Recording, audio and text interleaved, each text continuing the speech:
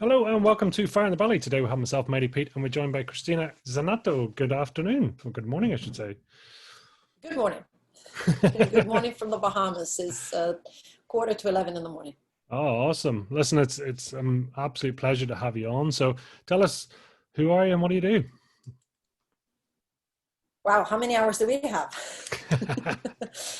Well, my name is Cristina Zenato, and I'm originally from Italy. I spent my childhood and some of my teen years in Central Africa, growing up between what used to be Zaire, which is the Democratic Republic of Congo, and the Congo, which is the Republic of Congo right now. And then I moved back to Italy for a few years. My dad was hoping that I would embrace what was my country, my culture, and he was very adamant about the fact that I received, the higher education back home. But within a few years of that, I ended up here in the Bahamas. It was a series of little circumstances and choices that happened that we can analyze if you want. And that was 26 years ago. If I had to describe in one line what I am a scuba diving professional. If I have to really go into what I do is I work with sharks in the wild. I am what they call a technical diving instructor. So I teach rebreathers, I teach advanced gas. I am a cave diver and explorer, not only instructor. I work a lot with surveying maps, creating 3D map. I do underwater photography, videography, and I'm an instructor trainer. So I train other people how to teach. My days basically mix between the teaching, the science, the research, the work that goes between sharks, caves, and everything else, and very active in conservation. I say that the islands is a perfect example of what this planet is. I call it we're on an island in this universe. And so everything that happens in a microcosmos of an island is a perfect example of actually what can happen in an entire country and what can happen in an entire continent, and unfortunately what is actually happening on this planet. So I'm very adamant into shark conservation, water resources conservation, pollution, and that kind of work, with very much a streak into education. I do believe in the power of education and communication. I mean, I suppose over the time, I mean, that's a long time to be in the Bahamas, and I'm sure you've seen a lot of changes in that time, right? Yes, 26 years is a long time. It's a long time being on an island.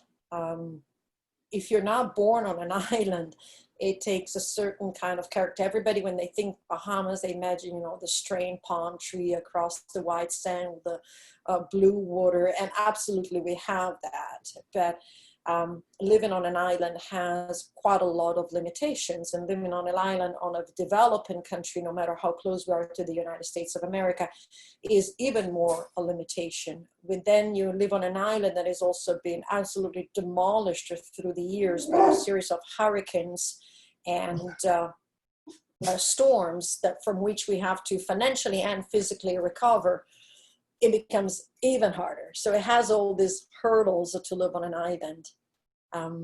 For me, the hardest part of having been living on an island has been the transient aspect of it. People don't think about it, but there's a lot of people. There's the Bahamians that live here and the residents like me who have made a life here. But then there's a huge part of the population that comes and goes.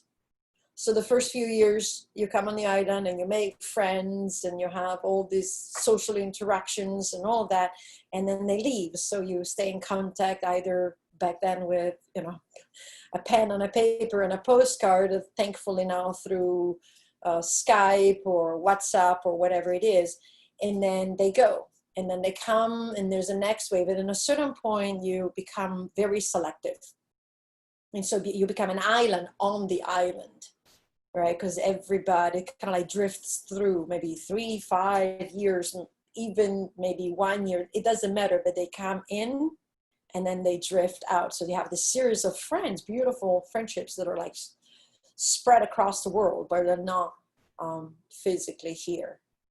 I think the hardest part is when people think about my job, they think it's a dream job, and it is a dream job. I'm 26 years into it. What they don't see is the process of arriving where I have arrived now, going through the other things. But I am actually in love with this island. I'm absolutely obsessed with living. I live on Grand Bahama Island. I'm absolutely obsessed with living here. I have both a mix of the sharks and the caves. And there are two major reasons why I'm still here. That's awesome. I mean, would you say you are where you're supposed to be in terms of life and spiritual and everything? I would say about 90%, yes, I am absolutely where am I supposed to be.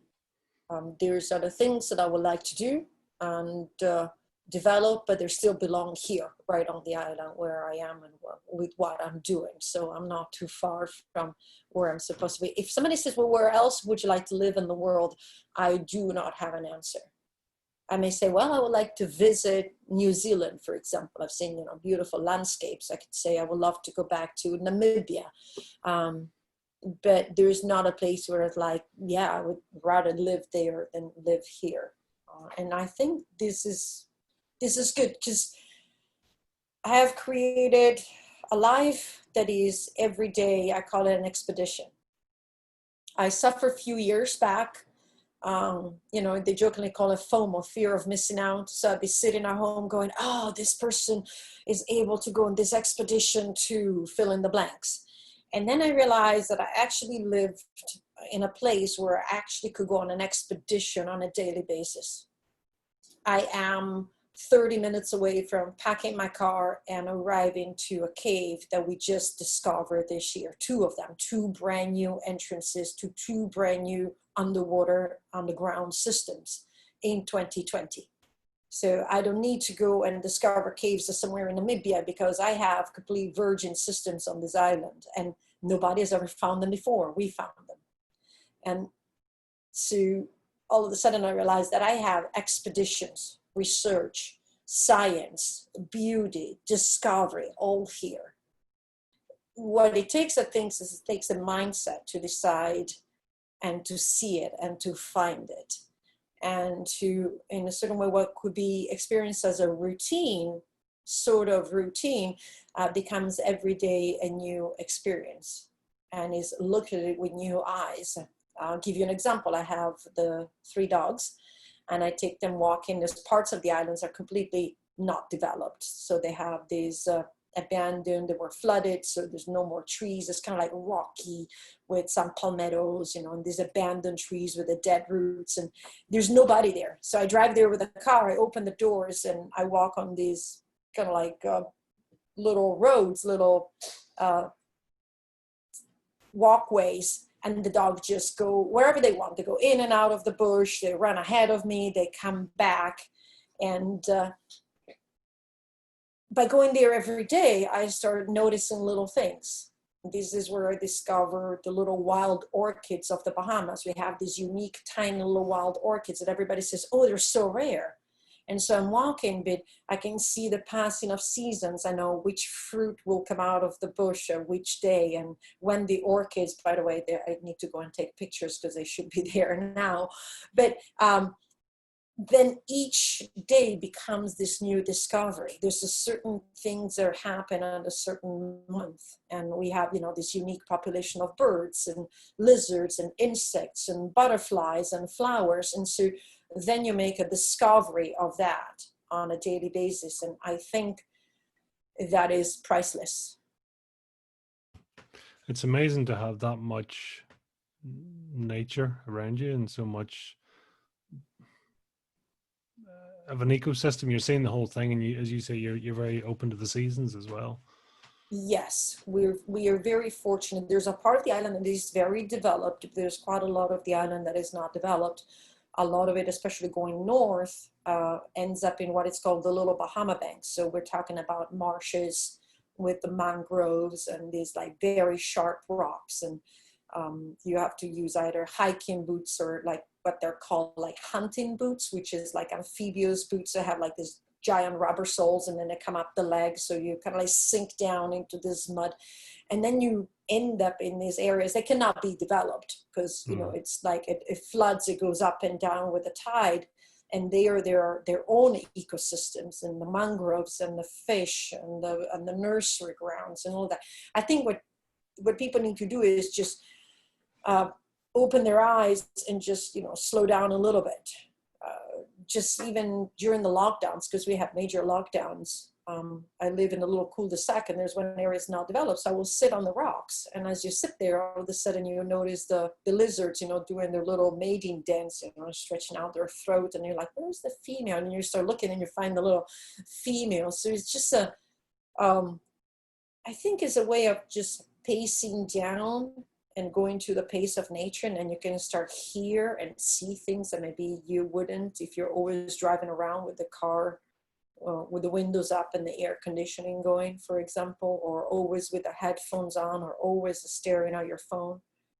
So this is one of the exercises I do a lot is when I go cave diving, my phone goes in airplane mode. When I take out my pups, I have no phone, no headphones, no music. I just take out the pups. And that allows me to actually feel and see all of that. And so that's what I decided to do. I decided to do an exploration of what is the daily life here on the island. Luckily, I can do a real exploration, like a real cave exploration, real cave science, real shark science. But I think doing it like that, it never becomes boring. I may never go to places that maybe I thought about I would love to see. But the dive site fidelity that I have here has given me an outlook on things that I would never be able if I only visited somewhere for 2 weeks, check mark, and then go away. I am very much a person, and I have nothing against people using that. For example, I actually do not like the word bucket list. I don't have a bucket list because I feel the interpretation of the bucket list is I want to see Venice, right? And it's like, oh, I've seen Venice. It's like, but did you really feel Venice? Did you really have an opportunity? I'm just saying Venice to see Venice. So is the repetition of the habit of going through that makes you think, live an experience which is really the core of what you're doing. So even when I travel, I've been to India, I've been to Fiji, I've been to Namibia. I don't go, oh, I want to see, and like just do from A to Z. I'll give you an example. I come from Italy. A lot of people go to Italy and they do Venice, Rome, Naples, Palermo. And they're like, oh, I've seen Italy. And it's just like, no, you've seen 4 giant cities. And that could be applied to the United States as well as, Ireland and all of that. So I'd rather go somewhere and pick a small little area and actually drive, hike, walk, and explore just within the confinements of like a certain area.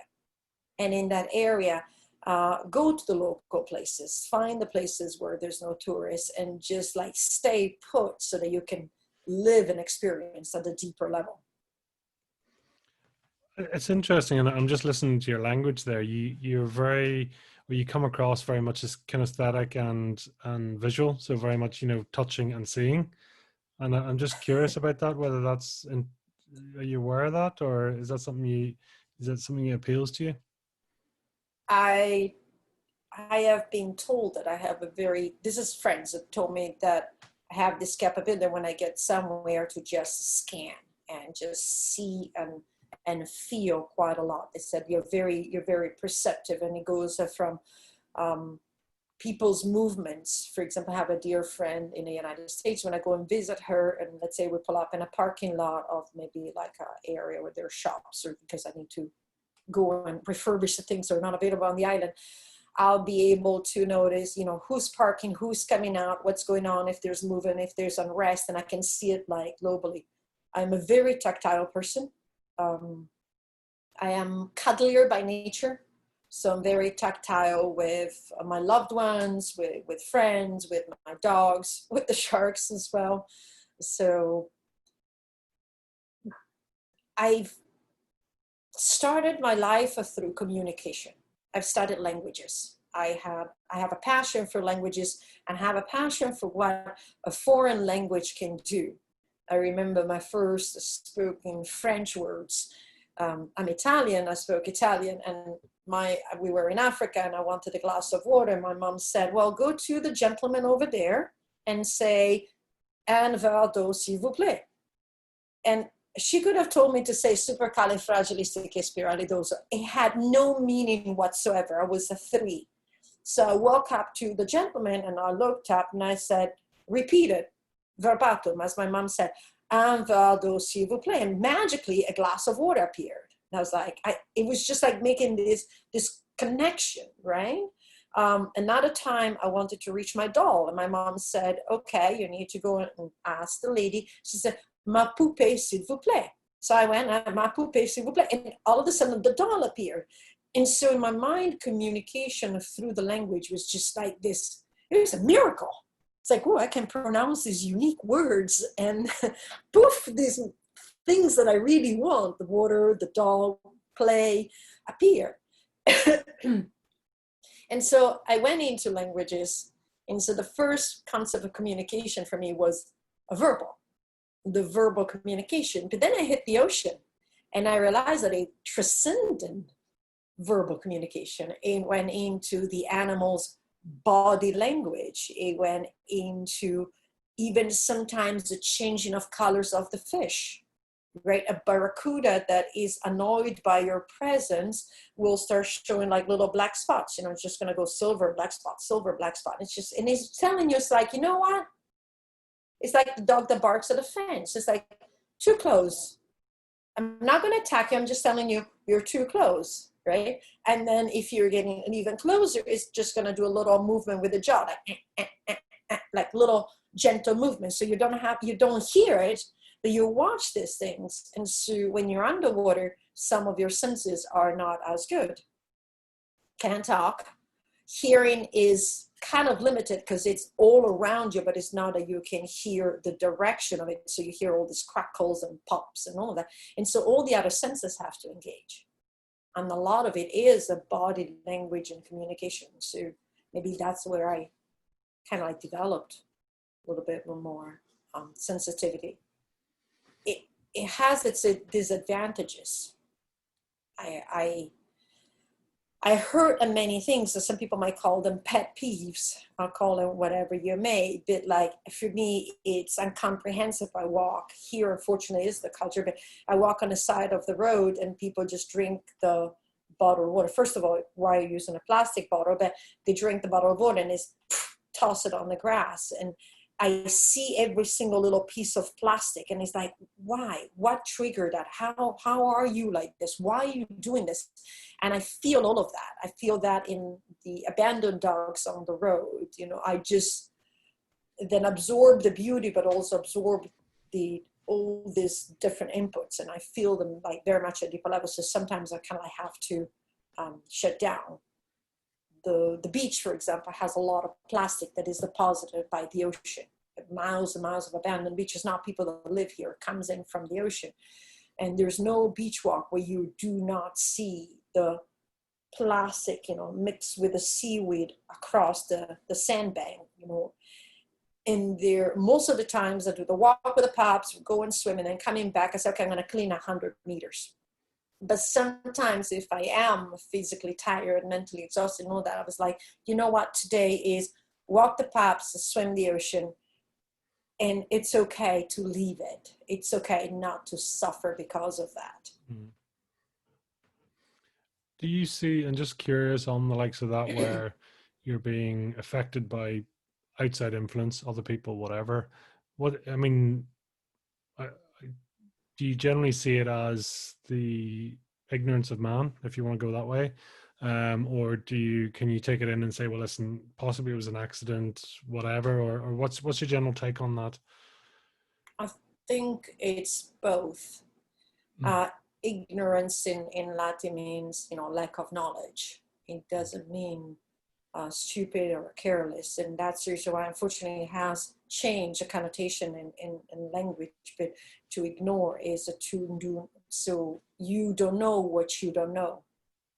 And so it might be based on ignorance in that term, meaning they don't really even understand that is detrimental to the environment. They actually don't even realize the extent of the consequences, right? There's also sometimes a disconnect, and some of it is unfortunately brought on by, very evident here on the island, is there is a level of a population that is trying to make ends meet. And I know for a fact that when you're worried about arriving at the end of the month and there's a tarp on the roof of your home, you're not going to care about the plastic production or the plastic pollutions or how you're like that, because you're still worried about the first of three basics of what is a human's existence. So in me, there is also that part of condoning and driving around and going, trying to think of, okay, how do you solve this? Okay, you need education. You also need access to health. You also need access to this. And it's sometimes feels bigger than what is my capability. So that is where sometimes I go, okay, I'm just gonna try to work on this, what I can reach, what I can fix. Because otherwise, to quote a song I listen to, you know, I only have two hands. I wanted to hold the world in my hands, but I only have two. So I can try to fix what I can do with my two hands and influencing people around me. And hopefully that will help a little and inspire others to do something little. So I'm a person of known drastic changes on this. For example, I promoted shark conservation in the Bahamas, and together with a Pew organization, the Bahama National Trust, the sharks are completely protected in the Bahamas. It's necessary. But in general, I'm not one of those drastic people that goes around scolding people, says, oh, you must absolutely, you know, no more driving, no more flying, you need to be vegan, you can't. I do believe that people may be inspired by some of the choices you have made, can say, you know what, I can actually do that. And I'm going to try to do this. And I can change this twice a month. Well, it's twice more than what they were doing before. So I'm very much for also trying to communicate through a gentle approach. So the approach that I use is I will show the beauty and I will share the beauty through my eyes. This is what I see. These are my sharks, this is my caves, this is beautiful. And I will bring attention and say, hey, look at this beautiful cave. So there's a plastic fork stuck in a ceiling, 1,000 feet inside a cave, brought in by the tide. In that sense, to make awareness of people. I will remove hooks from the sharks to say, hey, look, we are doing something that is negative for the animal. But in general, we'll share a positive story. So the people may be inspired by the positive story will go, well, what can I do to make it more positive? And so people have small choices. I am not a, you know, black flag, white skull kind of person. I will not come with my ship, you know, and the pointy bit that the Romans had to jump on yours and sink you down. That is not the way I work. Unfortunately, that causes quite a lot sometimes of, you know, like I said, inner struggles and hurt on seeing maybe how slowly things can change or how things are not changing, how people's priorities can be a little bit diverted from what actually should be our real priorities. Hopefully slowly, very much into education of the young people, hopefully we can change that through the ones that are coming up. I'm curious there. Almost there seems to be a bit of a crossover. You know, you were mentioning with the barracuda and the black spots. It's almost like when you can see. I mean, the barracuda fish is a very beautiful fish, but it's a bit like finding the plastic fork in the cave. You know, it's like this is a warning spot, and it's kind of going. It's beautiful, but look what we're doing. You know, it's you know, if you don't respect, if you don't maintain distance and everything else, same with nature, right? We're sort of we're getting warning signs and sometimes huge ones. It's I've been here 26 years. We've done quite a few hurricanes, but the most devastated ones and the frequency and the size of them in the last 10 years have completely changed. I remember living here the first 10 years a hurricane was coming, you know, and obviously we were in our 20s as well, but it was, you know, hurricane party, you know, buy some chips and buy some sodas and, you know, just like wave the storm together. Because for the most part, we had hurricane force. When there was Andrew in 2003. But then there was a huge gap. The next big one was 1993, Andrew. In 2004, we had Francis and Jean. and then it was another gap. But then, you know, recently it's been Matthew and Irma and Dorian and Sandy, and it's just, that is a warning sign for me. And there's a lot of people, we can go into climate change is one of those taboo words in today's political world, especially in the United States. You know, if you start going into climate change and you are a scientist, look, for example, for funding and all of that, it's like, doors closed, you know, ooh, you mentioned, you know, the CC word, bad on you. And so the climate change, whatever you believe it or not, because people, I don't believe in climate change. It's like, this is not the, you know, Santa Claus. This is very evident. They are, do you want to call it planet transformation? Do you want to call it the next phase? You want to call it climate change? But there is something that is happening at an environmental level that is becoming more and more drastic, that is becoming more and more frequent. And then you can go into, oh, well, you know, it's a normal cycle of the planet, it's humans, it's all of that. There is data, though, that our last 100 years from the Industrial Revolution, we have changed and affected the planet. So, yeah, it is very evident. I think the planet is speaking very loudly. I usually say the planet is like a body, right? It's a living, breathing creature.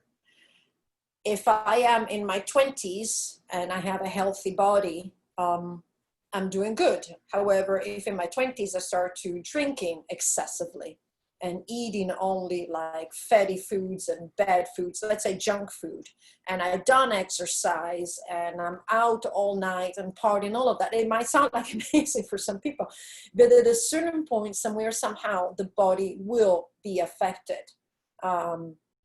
Let's say if I smoke excessively and all of that, when by the time you hit 40, you will start having issues with diabetes, circulatory system, angina, and all of that.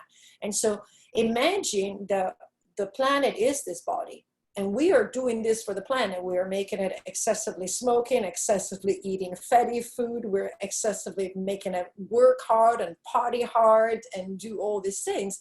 And so the planet now is saying, I'm sick. And that's what I try to bring people to the attention of the planet is saying, I'm sick. And we had during COVID a glimpse of how just a change in our habits for 2 to 3 months, how quickly the planet can recover. From Kathmandu, they could see Mount Everest. It had not happened in 50 years. I'm pretty sure Sir Edmund Hillary, when he arrived in Kathmandu, he could still see Mount Everest, but 50, you know, all these years later, nobody can see Mount Everest and Kathmandu because of the smog.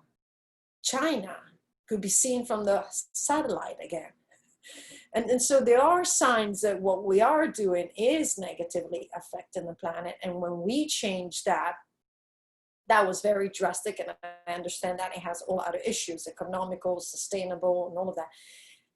But the planet does shows us like, hey, this is how I used to be, and actually feels so much better. So whatever we believe it or not, there has been very much a mark into something needs, in my opinion, to be done. I'm curious, what does fire in the belly mean to you then?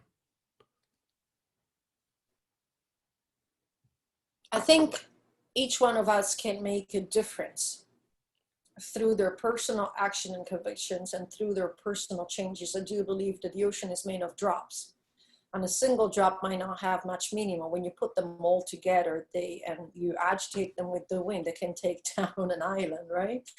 And I do believe that is the fire in the belly. Is you need to wake up in the morning and decide what is worth for you or not. We have been indoctrinated into these boxes that we need to fit.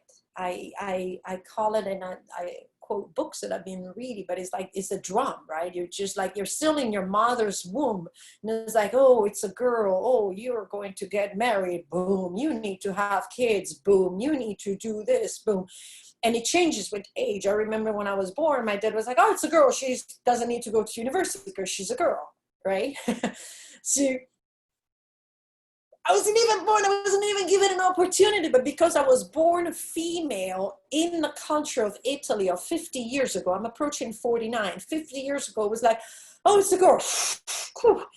Oh, I dodged going to university because women don't go to university. What do women do? Oh, well, they might open a beauty salon. There's nothing wrong with a beauty salon. Don't get me wrong. If that is your calling, that is your calling. And if you're passionate about that, I have a girlfriend, she's passionate about making women beautiful, by all means. But when we're still in the womb, there's like these drums that go, oh, it's a guy, so he's going to have a high-end job. Boom. Oh, he needs to buy a house. Boom. He needs to provide for his family. Boom. He needs to have this car in the driveway. And it's like all these things that I put there. And then what do?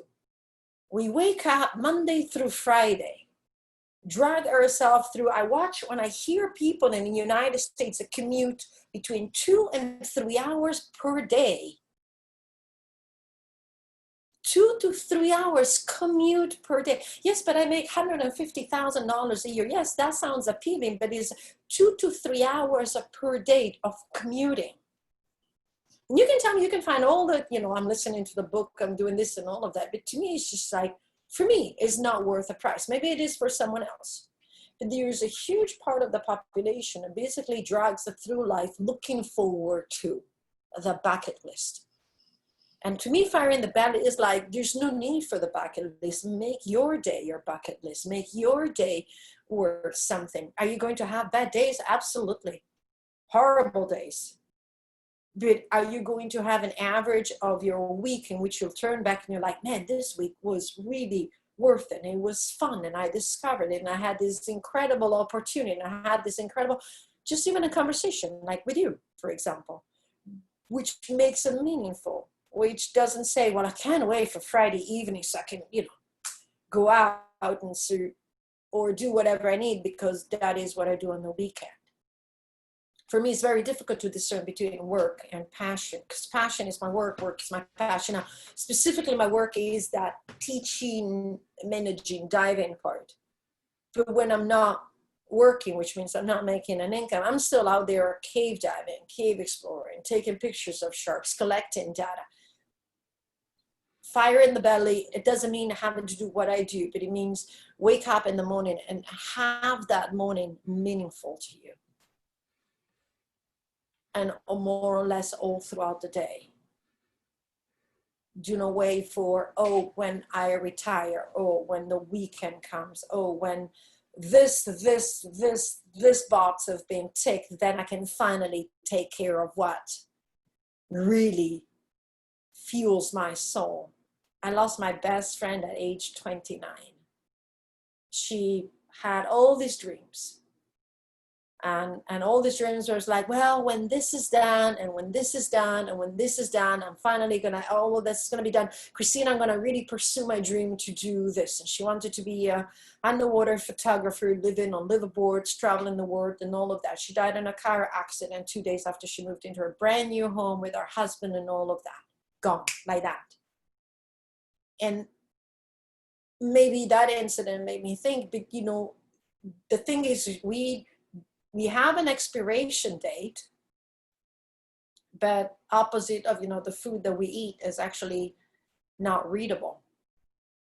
And so we live as if we're living to forever, and we forget actually to live day by day. So to me, fire in the belly is live every day. Not every day, and I'm not taking to the extreme, but feel meaningful, feel that you're really arrived at the end of the day that something made you happy, satisfied, content, and it could be anything. Slow down. I wish the world slowed down a little bit, just a little bit. Is there a place or a stage that you feel most connected? Underwater. When I'm underwater, I'm the most capable of connected in what is called the power of now. Or when I'm underwater, and especially when I'm underwater in a cave, I say time does not tick. There is different times that tick. There is your bottom time due to decompression requirements. Might be your gas time or your rebreather time, whatever the time is, which are related to the being underground, underwater on a alien machine that maintains you alive. But the time in itself, the one is like, oh, I need to do this before the store closes, that time does not tick. So when I'm in, especially in the cave, more even than in the ocean, because in the ocean you can see the daylight, you can see the different shades of colors, if you're going diving in a sunrise or in the sunset. But in the cave is this eternal darkness that is briefly interrupted by your light. And the cave was and is as it always been. And you just like, you're like this little glimmer in the sky, almost like a shooting star. And it's as much as your light lasts during the cave. And that makes you really think about in the moment. And that is where I am the most connected with what I love calling the power of now. And the other one is when I am away. Like I said, I shut the phone down and I'm walking the pups and I'm in the bush and all of that. And again, that one has the light and the connotations and the puppies becoming tired. But when in a certain way you disconnect from all the inputs and the screen, and don't get me wrong, I'm one of the worst ones. I mean, my screen time is atrocious some days. I do a lot of social media. I do a lot of interaction with people. I do a lot of, podcasts and talking and presentation. But there's also those times where I disconnect. And usually is when I'm out there without the phone, without the internet, without all of that. Maybe I'm lucky. I mean, I live in a very basic island. And so there's still quite a lot of nature. Do you actively have to mix it up? I mean, do you find yourself, you have to keep yourself in check, but like that? Yes, I do actively mix it up. I do, even now where I'm out of work, so I'm not working since haven't been financially earning any income since March. But when the COVID hit, what we started to do is create a little schedule. And just to give a little bit of a routine, because otherwise it's easy to slump down on the couch. And so, like, oh, we're going to do a little bit of training. I'm going to work on the computer, and then I'm going to maybe go and do some work. And like we've been volunteering in the garden to cut down bushes that are exploding. And so just to do also physical work. And when I know when I go for the cave, then I'm like, well, that's not going to be the day when I do the talks. So for example, the conversations, a Zoom and a presentation, I pick days and I may do 2 or 3 that day. And then I'll be like, okay, this day and this day, there's nothing. And I purposely do that. I just specifically pick the days and the time frames. I know that's going to be all on screen, all on into that. And we have dogs. Somebody's about to get eaten. No, it's just, I think, maybe one of the puppies. Oh, yes, somebody's about to get eaten. But it's sorry, I was distracted by the dogs. I'm trying to figure it out. Blue, are you done barking? I pick the moments in which I am switched on and which I'm switched off. And there's some days when maybe I actually arrive and I say, you know what? Today is enough. I was planning on doing something else. One of the things I do when I arrive at home sometimes, or depending on the day, if I've been on my phone, is I arrive home and I put the phone face down. And so I do not look or touch the phone, and it just sits face down while I do whatever I need to do, which, I also have to do normal things like normal people: clean the floors, do the laundry, go grocery shopping, wash the dishes, take a shower. So I'm not constantly checking every time and all of that. And I'm very responsive, but my phone sits face down for quite a few hours during my day, every day. Take us back then to your childhood. What was mini Cristina what was she like? Mini Cristina. Apparently I was a little bit of a tomboy. I have stitches to prove it all over the body. My dad kept my hair short till age 10. Spike, buzz cut, because the lifestyle that we had, especially in Africa, he and my mom didn't want to deal, with long locks and braids and all of that. Plus it was hot. I was, apparently I was a very chatty child. I was very curious. I was always in love with the water. My mom recalls when I was a baby, an infant, if I would be upset, she will just throw a little warm bath and put him in a warm bath, and I would just stop crying and everything. So I was always out in the ocean. Growing up in Africa, we had no TV. So we either physically played with Legos, I remember, like plastiline, that's another one we played with, coloring, or we played, we're a group of 5, 6 kids, and they kind of like alternate in and out of my life with a couple of 2 or 3 core. Be like, I remember we played on the beach with the mangrove little stamps, and we'll, you know, build like the fake home or fake the castles, and we build rooms. And so we were always outside playing.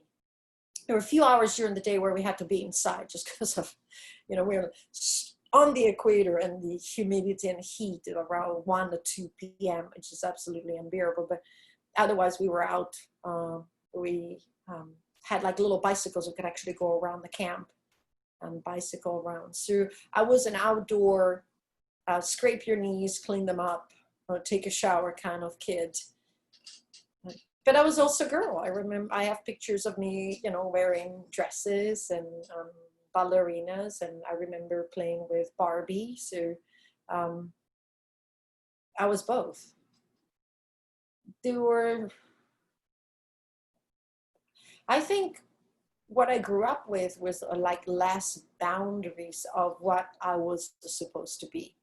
And so when we moved back to Italy and people were like, well, why are you like this? You're a girl, you're not supposed to be like this. Or you're a girl, you're not supposed to do that. Or you're a girl, why you're thinking? It really actually crashed my identity. I very much struggled with going from Africa back to Italy, and especially at a teen time during which I developed from a girl into a woman. So it all happened within the same year, and just abandoned the lifestyle of Africa, moved to northern Italy, which was the land of fog and cold, and come from Verona. So I remember the sunlight looked like a full moon behind clouds for days on end. The fog, it just gives me, now I love it, but just the thought of that just gives me anxiety. So we moved as these wild teenagers in shorts and t-shirts, or skirts and t-shirts, in the heat of Africa, back to Italy. And back to a part of Italy that it was extremely conservative. Oh, good heavens. Just like extremely Catholic, which is one of the things that I was just like, you guys are crazy. And I clashed, and I actually developed eating behavioral problems. For a good part of my late teens, mid 20s, I actually had to deal with first anorexia for a couple of years, and then bulimia for quite a few years. I actually dragged bulimia here to the Bahamas, and I healed from my bulimia by myself through the ocean and through my lifestyle here. But it was a huge discrepancy. In Africa, I only have good, happy, positive memories. The teen times in Italy is not so very good memories, not also so very kind people sometimes. And I'm pretty sure I had all my issues and my problems, and I make it difficult for myself, you know, like teenagers do. And then I came here at 22. So. I'm curious. I mean, do you know why, you know, you were saying that with the anorexia and bulimia, do you know why that came about? I mean, I don't want to pry too much in your private life, but I'm just curious. Again, we're talking about some 49. I developed anorexia at about 17. And one is, I think, wanted to fit in.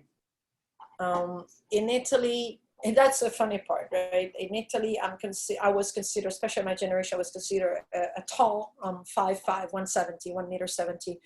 And I was considered a big girl. I'm in the 60 kilos, a big. If somebody sees me, they think I'm about, you know, 50, just because I have a certain size. It's just muscles and all of that. But I was considered this big girl. And so I guess I just wanted to fit in, and maybe the fitting in required for me to shrink. And I shrank physically, but I think I also shrank mentally. Right? I remember girlfriends in school telling me, it's like, oh, you're always talking about Africa. You're so boring. And now I'm thinking, boring? Are you kidding me? Boring? I grew up watching gorillas jumping from one tree to the other. I had green mambas and black mambas coming across my feet. I saw crocodiles and wild birds down the river. I listened to the drums of people in the middle of the night, the things that Nat Geo has to do expeditions for. But at the time, it was the teen time, and like the jealousies and the petty things, and I was so unique and so different. It's like, you're boring. And I tried to change that. So I shrunk myself physically, and I think I shrank myself mentally to be able to fit in. But obviously it was I was too large to be contained. The development in bulimia is just an issue with control. Anorexia that is not well cured. My developed in bulimia is all sorts of, bulimia is very much a matter of control, where anorexia is a very visual statement. You do not miss an anorexic girl. But bulimic people live in our society all the time, and you don't even know they're bulimic unless you have certain behaviors down to a T. As an ex-bulimic, I can recognize, I can see a mile away. If you sit down at the table together and I watch how you look and watch your order and how you behave, I can see a mile away. But otherwise, you can very much integrate into society, and it's more of a subtle form of mental disorder or mental issue, and it's designed, for me, it was control. It was something that I could control. So the way I healed was through the animals in the ocean. When I was on land, I was always feeling happy. And obviously during bulimia, your body, your health goes up and down. I was like, I need to fix this. My health is not good. I was practicing yoga, I was doing all these things, but I was bulimic. And I'm like, well, this is clashing. So I need to help myself. And one of the things that I remember is I would be on the boat thinking, oh, I have a roll of fat on my stomach. Oh, I feel so big. And the moment I hit the water, I completely forgot about it. And then I started looking at the animals, and they don't care. I don't care if one is bigger than the other. Actually, a bigger animal is more potent than the other ones. They care about, capabilities and skills and what they're able to do in nature. And so watching them, I remember thinking, well, actually, the biggest ones are actually the better off ones. And through understanding that looks do not make the person, that is when I was able to defeat that issue with the control in itself. Does it remain? Yeah. I am still very careful with my food. I eat, but you're not going to see me eating a giant plate of pasta, or but I eat a slice of bread, or I eat a little bit of rice, and I have certain foods that I approach happily, and certain foods I know it's like, no, sorry, that food is not a food that I can mentally do. But that entire anxiety and all that control and all of that completely bubbled away as I exhale more and more bubbles in the ocean. Would you be quite in tune then as to how you feel and how your body reacts to, you talk about foods. I mean, is it what the foods do, or is it how, the likes of pastas or, vegetables, or can you describe that for me if you can? I do feel my body. I've done 20 plus years of yoga practice and breathing. And so I can tell how my body feels from day to day. And I can very much pinpoint, could be maybe a spice that was a little bit too much into, the vegetables the night before, or I can actually feel my body, how it reacts if there's too much carbs or too much sugar. Not that I really do much to sugar, but like things like that, where I just can tell what my body is needing and all of that. Yes, I think you develop that. But I develop also, try to listen and say, okay, this is a thirst, this is not hunger, or this is hunger, this is not thirst. Or during COVID, this is boredom. I'm not hungry, I'm not thirsty, I'm just bored. And sometimes you're like, okay, I'll just snack because I'm bored. And you have to admit it. You have to say, I'm going to grab a bowl of Chex Mix and we're going to snack on this just because you're bored. And that's okay to do that sometimes. And so, yeah. Take us back. I mean, a sort of teenage Cristina. What were you going to do? As a teenager. What were you going to be when you sort of grew up? I had this continued passion for languages.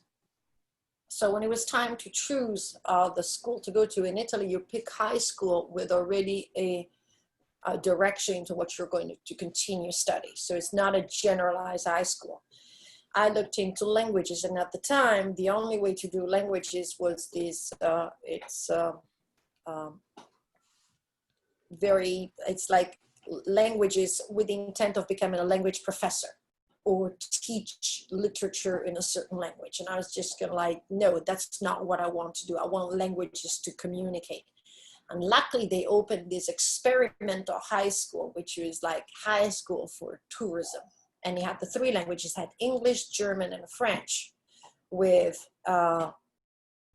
active English, French, German teachers that will do conversation. So like conversation in classroom, we did so many hours of schooling. It was experimental. We did 6 days a week. Each day was 6 hours, and on Tuesdays and Fridays was 9 hours. That's how many subjects we had.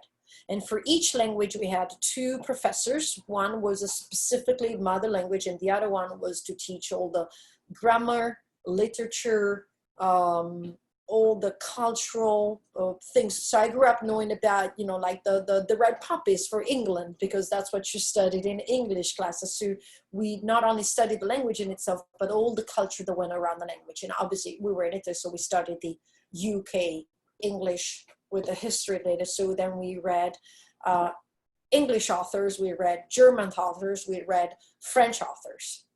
And then all of that was surrounded with geography, art, history, literature.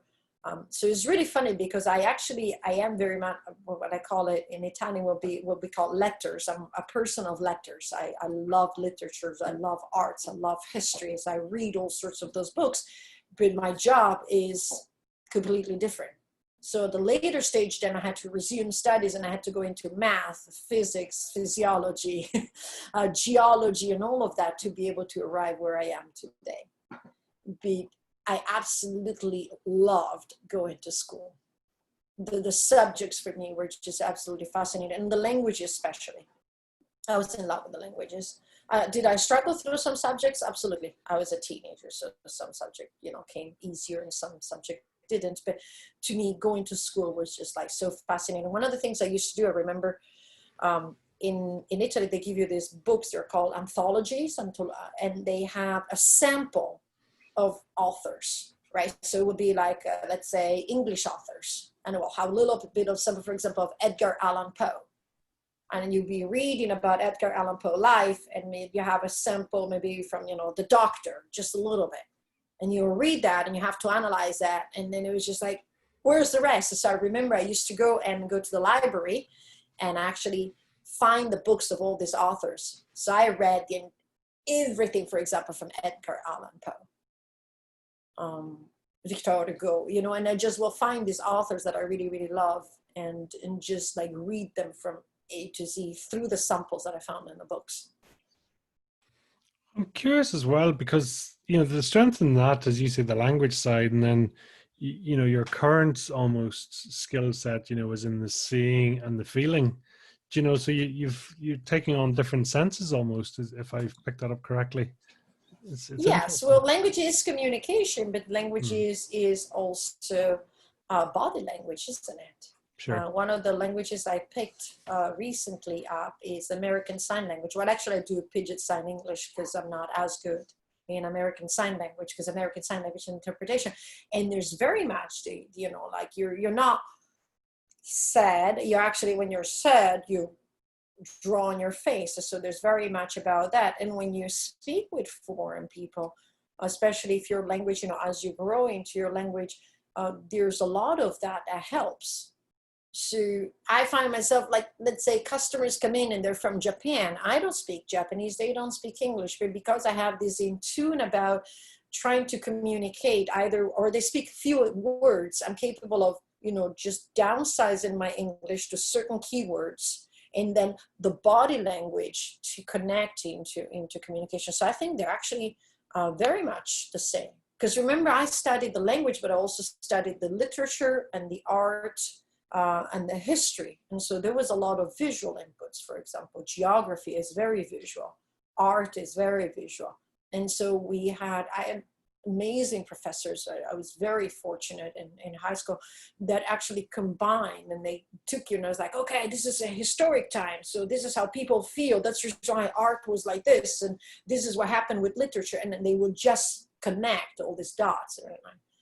And phenomenal Italian professors that did that. She didn't care about, I don't care when Napoleon was born. This is just want you to have in mind the time, the bubble, and why things happen.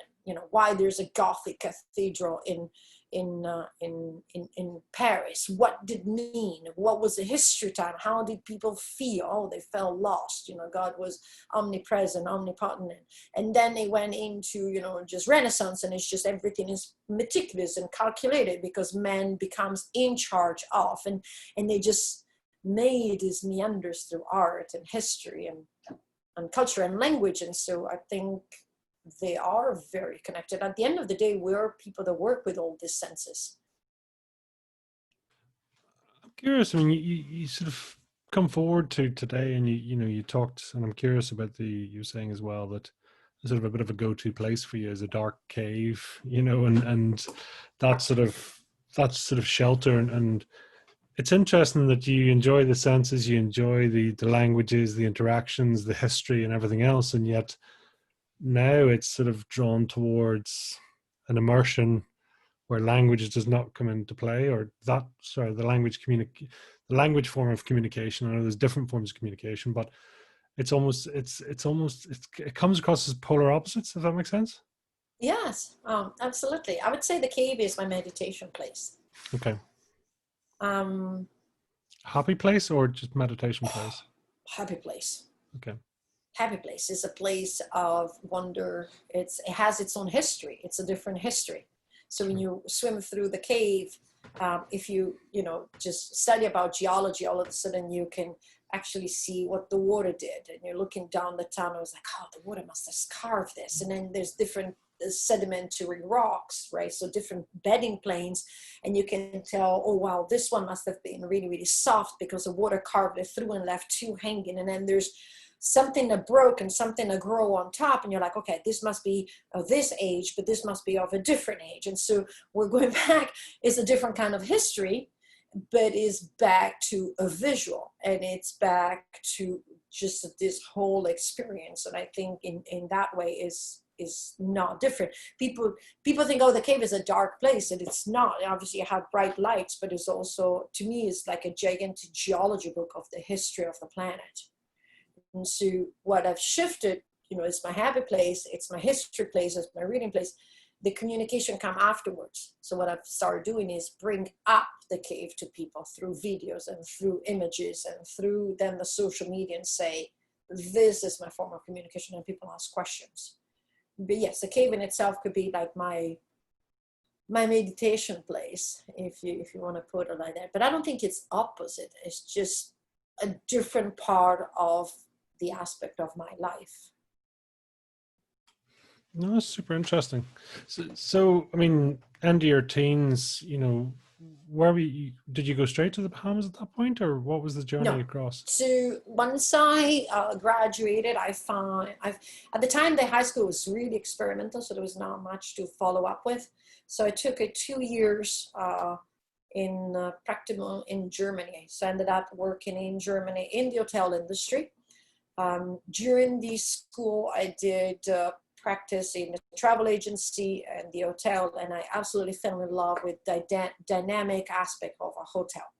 Now we're talking about the hotels of the 1990s, where customer engagement was direct. I was, I turned into 4 or 5 stars hotels in the middle of Verona. So you had a different kind of clientele. It was all personalized, and I really liked the dynamics of the time frame. You can work from 6 a.m. till 2 p.m. and then you have the afternoon of your work. You start work at 4 p.m. till 11 p.m. and all of a sudden you have the morning available to do all the other things, being outside, doing sports, because I kept doing sports and things like that. And so I picked the hotel, ended up in Germany, and from Germany, when I finished, I moved back to Italy. And then I found a job in a hotel in the center of Verona. And I started doing my first 2 years. So you start again. It's like almost like when you're a doctor. Yeah, good, you're a doctor. Now go back to do your basic. So you start again with these 2 years of practical applications, and then you become promoted. And at the end of these 2, I was like maybe a few months away from these. That's when my boss called me and she said, "Oh, you have a vacation coming up." She said, "We're becoming very, very, very busy. It's the marble fair, the horse fairs are all coming up, and you're not going to be able to have vacation starting in May. Go on vacation tomorrow." And I was just like, "What?" And so I ran to a travel agency, and I found, through a series, like I said, of choices of coincidences, the Bahamas, where I could come and learn how to scuba dive, which is something I put in my back pocket for years and years and years since I was a kid. And I landed here. I became a certified diver. The first dive, there were sharks in the water. I was like, "Yeah, sharks in the water." And the water was so clear here in the Bahamas compared to, Europe or even Africa. Africa was very turbulent, dark water because it was always, rough and sandy. But I came here and the Bahamas have one of the most pristine waters in the world. I mean, I've seen it in Sardinia as well, and I've seen it in Puglia, but this was after years also living on the lake, and I was just like, man. And they were looking for someone who spoke languages to work on the local little hotel, which had nothing to do with all the training and all the blood that I put into doing my training in Italy, because my training in Italy was tough. It was just a very basic thing, but they needed somebody with languages to hand out beads and say welcome in different languages to the Italian, German, and French people. I was like, well, I can do that. I speak the languages, I can work in the hotel, and I can dive for fun on the side. And my aim was to come here, do it for a year, get diving out of my system, and go back and get what they call a real job again. Then, while I was here, I decided that I will actually keep working in the hotel industry and travel around all these different resorts and keep working in all these different hotels so I could actually sample diving from the rest of the world. And then I did the step into the professional level, and they started saying, well, why don't you work as a professional? You will be great working as a professional. And that's when I did the final step. And then I ended up staying here because of the sharks and the caves. But I made my choice. I moved from working in Italy, being at the hotel, ready to go back and all of that in a week time. So I decided here in a week time that we'll go back and quit everything. And then I went back home, and in 10 days, I quit my job, left my boyfriend, packed a duffel bag, and came back to the Bahamas. I love that. It's just, would you say it was home, or was it just something that Yes. resonated with you? Everything, the above and below the water. To be honest with you, the island, for the first time since we had left Africa, had two things that had a little bit of a reminder of Africa. One was the color of the people. I landed here and I was just kind of like, okay, this looks a little bit more normal. Part of Italy that I moved back to was all white people. Black people were still something that came out from Africa that people felt that it was okay to actually make fun of their attempts to speak Italian with their strong accents.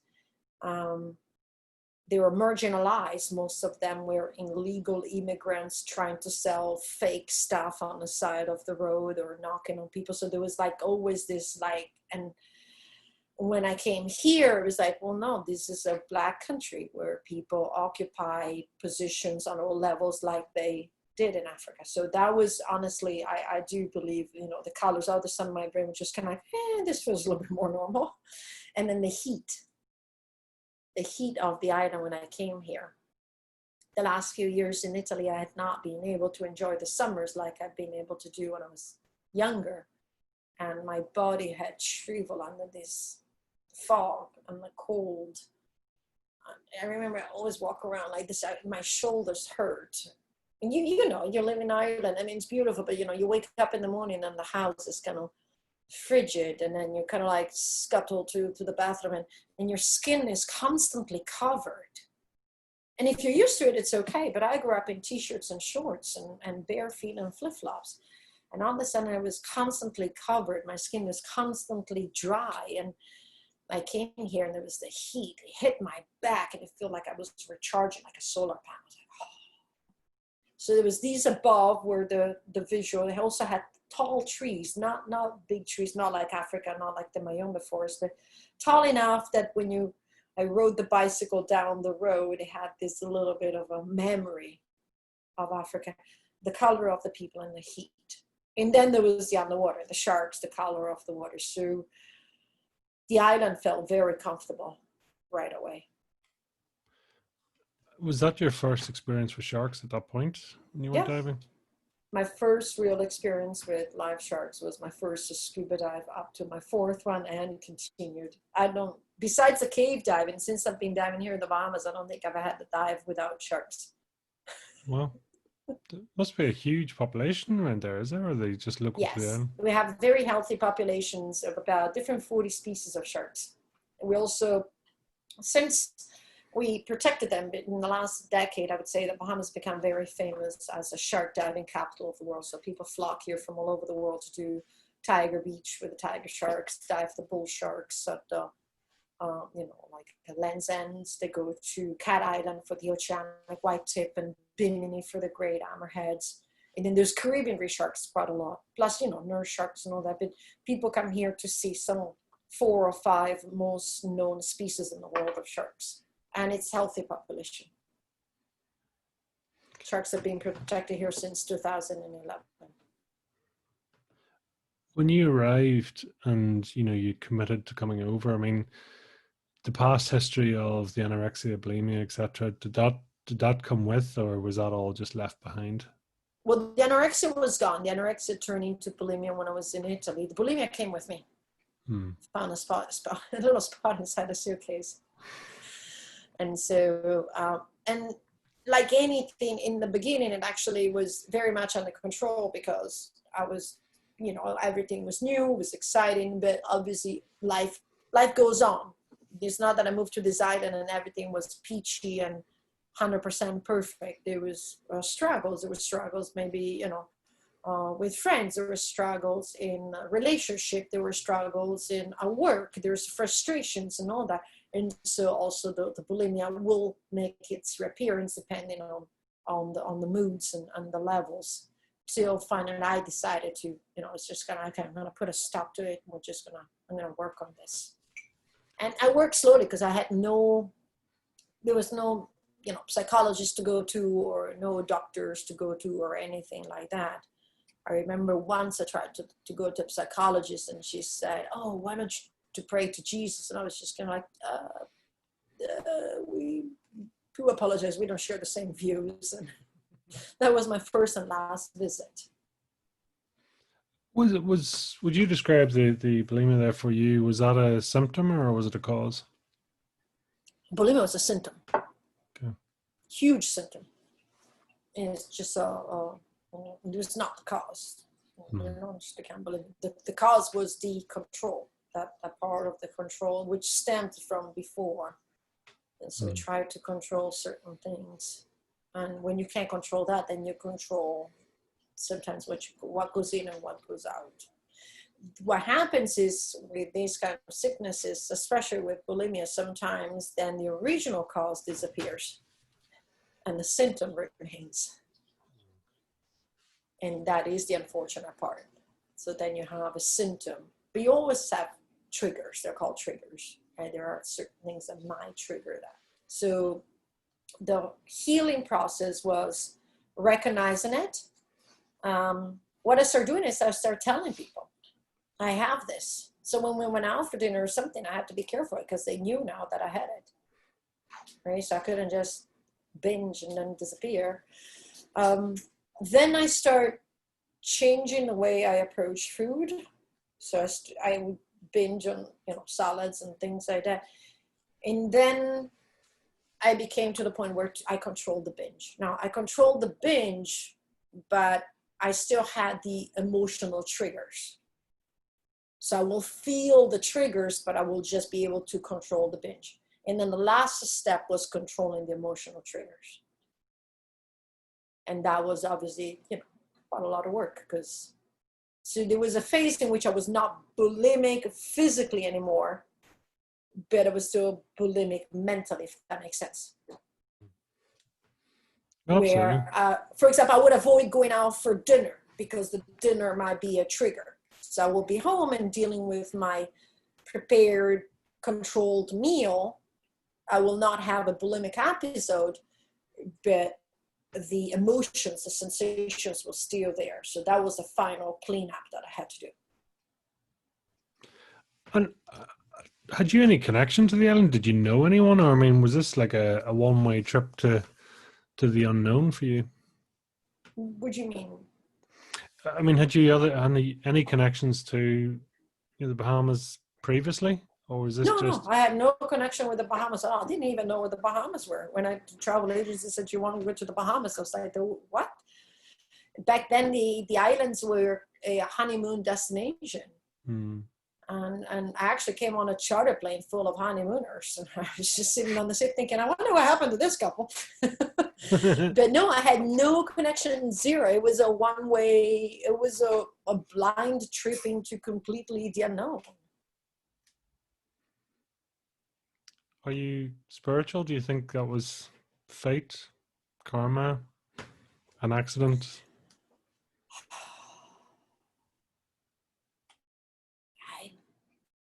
I don't know. I honestly do not try to spend that time thinking if it's fate or karma. I do know that in life we have choices. And we find ourselves on these crossways or this Y's on the road, and you could go right and you go left.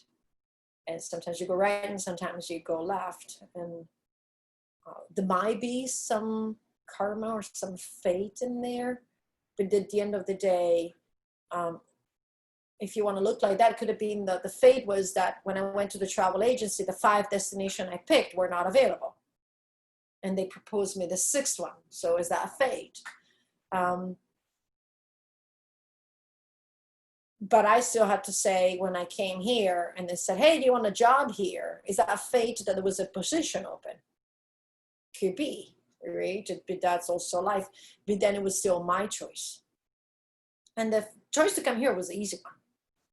Is the choice to stay. There's a lot of people that do this, right? They're in their 20s. Oh, I'm going to go and do this. Woohoo.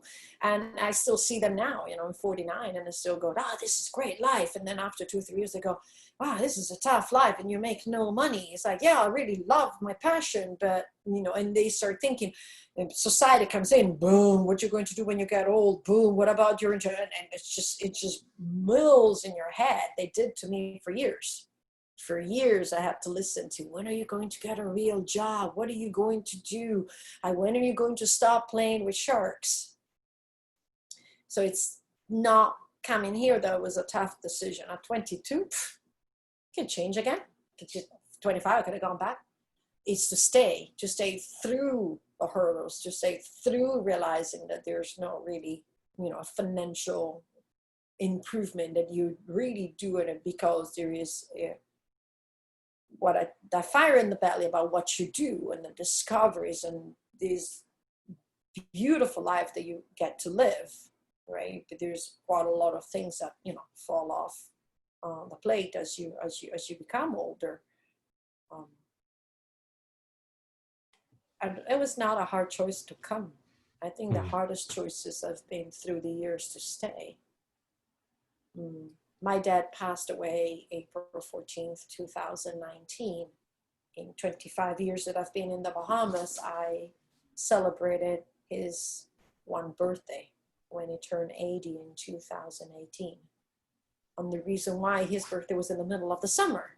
And the summer here is busy, and it's busy, it's work, it's busy, it's busy, it's busy. And then you look back and it's like, oh, I'm gonna go home for my dad's 80th, and he never made it to 81. I celebrated 2 Christmases with my family. 3, 2004, 2006, and 2010. How do you feel about that? Sometimes I have a little bit of nostalgia.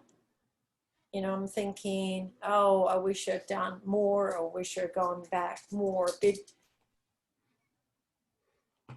It's part of life. So then it's not specifically the Christmas or the birthdays, trying to go and visit and make the best. And now, thankfully, with my mom, we can WhatsApp all the time. So we talk every day and all of that.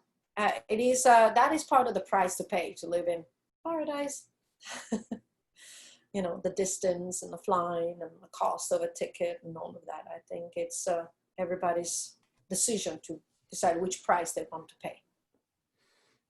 I think when you get older, when you're 20, you don't care. You're like, it's going to be another birthday. Oh, it's going to be another, as you become older, you realize how precious these moments are.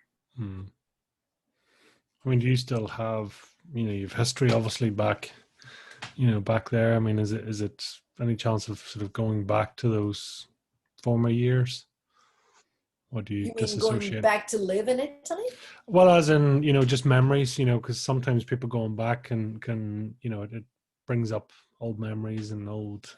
Well, my mom and I discussed this very, very carefully, and it's normal. So let's say, and the last year and a half for me has been extremely taxing on levels losses, and some have been mutual losses between my mom and I, and some have been personal losses, people I'm talking about. And I mean, it started April last year, and it's just snowballed through about a month ago. And it's just one of the things that we are very careful with, and we discussed this, is she lives. When my dad passed, I made it home after 10 days because of the Easter holiday, and I was home for 3 nights just in time to catch the funeral, and flew out the next morning at 5 a.m. When I went home in September, October, which unfortunately went after I endured Hurricane Dorian and weeks of absolutely demolished island, no power and no water, the camping, the apartment, trying to help people. So I also arrived home with another mental thing. She had had the time to process. And I arrived home and I had to start processing if I lost my dad 3 days earlier. And so what we have discussed this, and it's just like every time I return home, there is a process that we have to go through. My mom is not the same of a year ago. I am not the same one of a year ago. And so fortunately with age comes hopefully a little bit of wisdom. And so it's understanding, you come in and you just kind of like almost have to start a little bit all over again. And if you try to do that with a little bit of understanding and kindness of that, then it's gonna make it easier.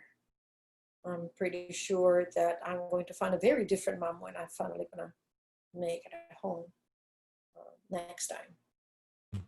It's part of life's journey, I suppose, really, isn't it?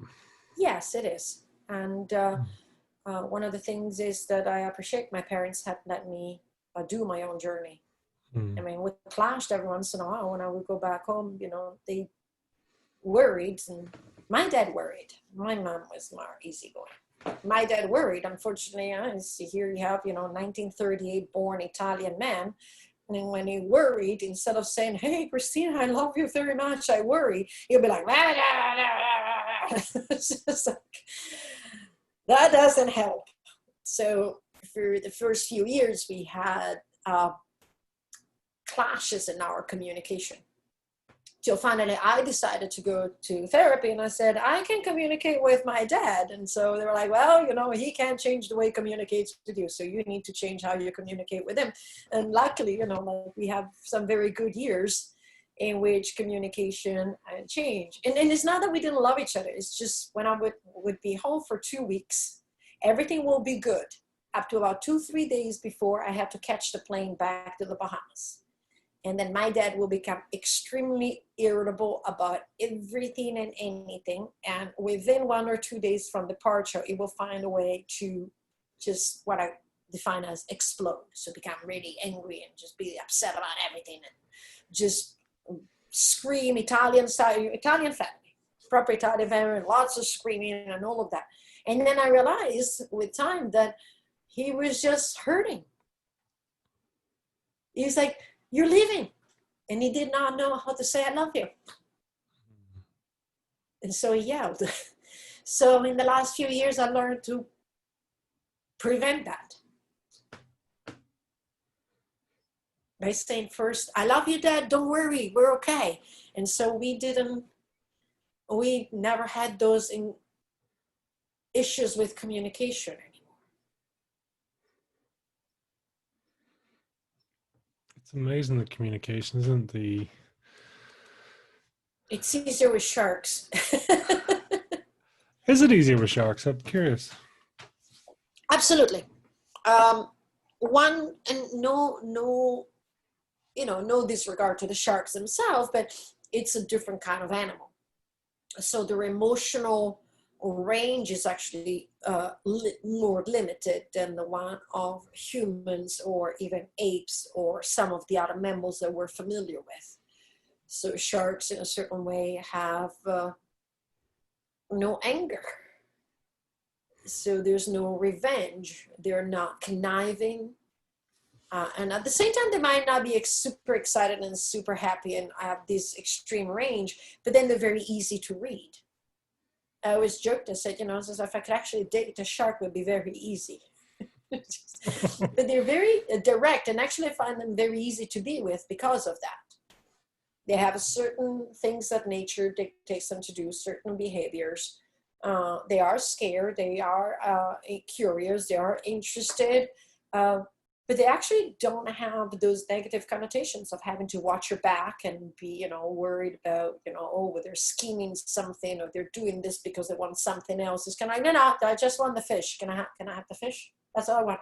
I'm a shark. And so they're very easy to read from that point of view. People are not, obviously. People are, you know, complex emotions and baggage and all sorts of pre-experiences that they take into their world. One of the things I realized, you know, as an older person is I'm not a parent. Thank goodness I'm not a parent. It is like, what a tough job, right? It's just like you do something for hopefully fun, and then 9 months later somebody goes, and here it's yours, so be an expert. And it's just kind of like, it didn't come out with an instruction book. So you go from being two individuals who have, you know, a chemistry, connections, and end up, you know, producing a baby, and all of a sudden you're supposed to be parent.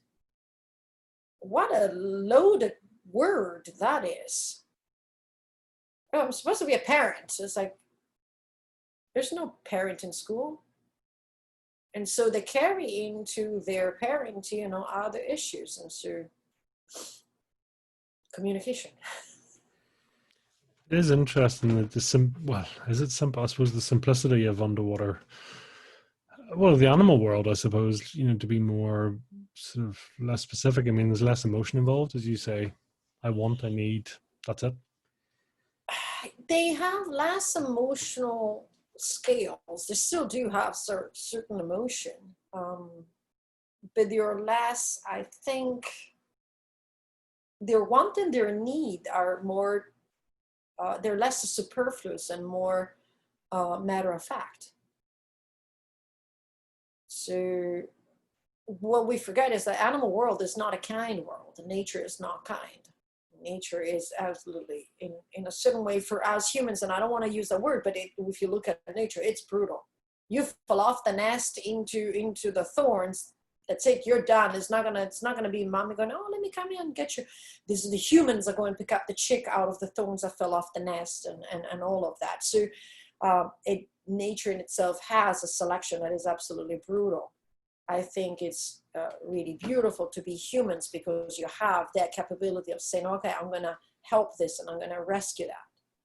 I'm going to assist with this. So this is the part that I think we should explore more. Unfortunately, because of that part, we also have the capability of doing gratuitous violence that I don't think the animal world does. When a shark bites something, when a great white bites a seal, is not gratuitous violence. Is in this moment I'm biting you to bleed, and the method might be horrible, right? Because they usually bite, let the seals bleed until they can't move anymore, then can go back in consumption. A cheetah, on the other hand, grabs an antelope and goes for the jugular, so it's a different method of hunting. But what I'm saying is the moment they do it, it's not gratuitous violence. It's just, in this moment, I need, that's my role, and I'm going to consume. Humans have gratuitous violence in which we are cruel in our actions. And so you go maybe in the shark spectrum, you have like maybe a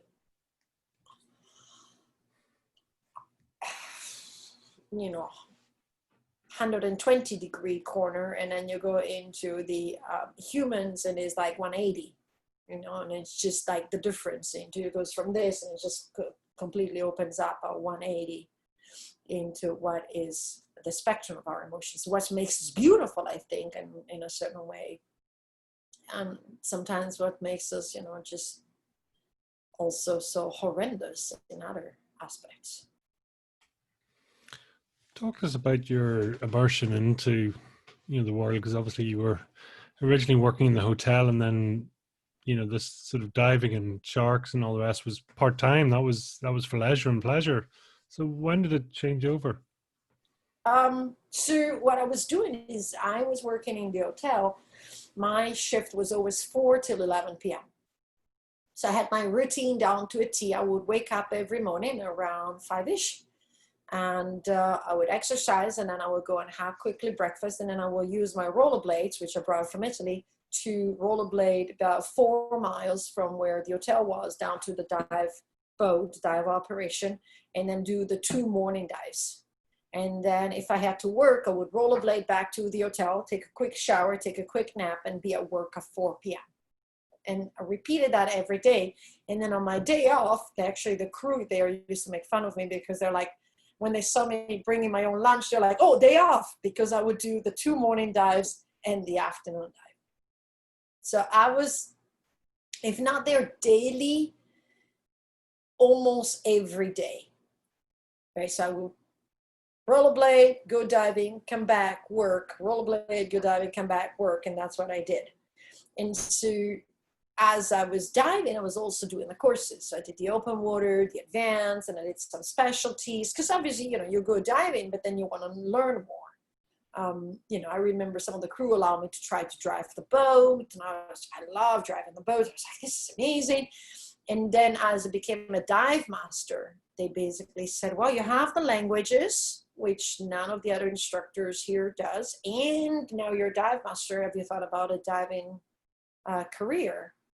And the gentleman that asked, I remember his name was Chris Allison. And I was just like, no, I'm really happy with my hotel and, just diving. And so he asked me a couple of times. And then I remember once he said, make up your mind. I'm offering you this job. This is the pay. You would work like this. Do you want it or not? This is the last time I'm going to offer it to you. And I took it. I was like, okay, I'll do it at a change. Because he gave me he asked me a couple of times, and I was just like, no, wishy-washy. It's like hotel, and I'm going to keep diving for fun. And then when he gave me the ultimatum, he says, make your mind up. This is the contract. This is the money. Yes or no? And I was like, yes. And then I started all over again from zero. Becoming an instructor, learning how to do the boats, started working with the sharks, and then, growing laterally, vertically, doing courses, traveling, going meet other people that work with sharks, becoming a cave diver. I traveled to Florida. Came back, I was a cave diver by myself on the island. Nobody else knew how to cave dive. So I used to go by myself and carry what it's called a body bottle. So I had my 2 doubles on my back and an aluminum 80s on my side. And that was considered, like if something goes wrong with your gas, this is your buddy. You have no one else to ask them for air. And I started swimming down the caves, and then I found out someone else was teaching something. Then I learned side mount, and I just kept absorbing. Just as of this year, I did my rebreather instructor training, so now I can teach rebreathers. And I'm still learning. I'm waiting now. I'm hoping it's going to come true and through both of them. To get into photogrammetry, pictorial photogrammetry, which is like you can take like 6, 7, 800 thousands of pictures of one, and then through a computer program, it becomes a 3D model. I can do 3D mapping, but not photogrammetry at the 3D level with pictures. So I'm kind of like waiting for that. So I invested in a camera last year, housings, all of that. And I try to improve myself and keep abreast with technology and do new things and bring all of that to them, bring it all together. That's how it happened. It was just like a ultimatum, yes or no. It's like, yes. And it sounds like, there's no regrets. You are where you're supposed to be. No regrets. No. Do I sit there sometimes and go, oh, maybe or something? But in general, no regrets, none. Talk to us about the sharks. That seems to be your main connection. Sharks and caves, the two. Sharks and caves are my two babies. The sharks are they're like this innocent, one of the most innocent creatures I ever met in my life. There's not one bad bones in them. Maybe that's the reason why I'm so in love maybe with pit bulls on the land, because there's just like, they're creatures designed by nature with different roles, and they're all summed up by people under this one word. And when people hear the word shark, they just hear dun, dun, and they don't realize there's sharks in this world that are the size of a pen, and there's sharks in this world that look like rays, and sharks that don't even look like sharks. They look like eels, and they're missing fins, and they're not even a shark-shaped shark, what we call that, a carcarinas, but and they're completely misunderstood. It's for me, it's unbelievable that we have been able to raise the polar bear to the level of attention and desire to protect them. And this is a large carnivorous animal. We can't do that with sharks. No offense to the polar bears. They need to be protected. They're absolutely amazing, gorgeous animals. It's an extremely dangerous animal. It's brutally dangerous. I was reading, someone was filming that. The issue was, do not get too close to the ice or they'll pull you out of the water onto the ice pack and eat you. It was like, they actively harm people. But we have made sure that we can protect them. So I want people to do the same with sharks. I find sharks extremely vulnerable by our presence. Do you tend to connect with them, or what's communication wise and presence? how does that go for you? Yeah, I do connect with them. I do a lot of people call me shark whisperer. I tell people I'm not a shark whisperer. I don't tell the sharks anything. I don't whisper. I listen. I listen, maybe not verbally, right? Sharks can't produce sounds, but all you have to do is watch them and spend time with them. So it's familiarity. It's like it's a relationship. You don't set up a relationship on the first date. On the first date, you're like, hey, hi, maybe we know each other, right? Then there's a second date, and then there's a third date. But to say I am in a relationship, true relationship, I think it actually takes time, a lot of it. And so this is the same thing that I've established with the sharks, is a relationship. At first I went down on the water and I just was happy to be with the sharks, and I would do my thing and I'd be like, and sharks will have certain reaction. I'd be like, oh, what happened? And then slowly I start looking, what happened? What was here before me? What affected their behavior? Why they're doing this? And I collected all this data, like sharks do change behavior according to visibility. Sharks change behavior according to the weather. They do change behavior if somebody's been there before and has disturbed them in all sorts of different levels, from, you know, trying to fish them or trying to spear or trying to, you know, like too much noise or too much movement or too much input and all of that. And so they seem to be in tune with me. I have people telling me that when I'm in the water, the sharks around me behave differently, because I'm not the only one that does this. I teach people how to do this. But they said, oh, when you come and do the dive with the sharks are different than with someone else. And I think it's just familiarity. I mean, we've been together 25 years. With some of them, some of the girls have been together 13 years. So 13 years I've known some of the sharks, and 13 years they've known me. And so people are like, oh, how do they recognize you? You have the mask on and the chain suit. And I'm like, same way my dog knows which steps are coming up the stairs. They can smell me, they can feel me, right? We forget they can actually smell me. So my skin and my smell is different than someone else. My way of moving through the water exude a wave that is different than someone else. My brain waves are different than someone else. My heart beats. And so they have 7 senses, 8 possibly. They're still studying the 8th one. They don't just need visual. They have all these inputs. What are those senses, out of curiosity? So they have the 5 senses like we do, you know, taste, touch, sight, hearing, and smell. And then they have the lateral line, which is a movement sensor. It's a series of small pores on the side of the body with a little hair. And when water waves hit their sides, they can actually kind of like have an idea of the size and the shape of the animal that is moving that water, if that makes sense. And then they also have extreme sensory systems on their nose called the ampullae of Lorenzini, which are electromagnetic field sensor. They're like little jelly caps. If you looked at them, look like little, on a microscope, like little jellyfish.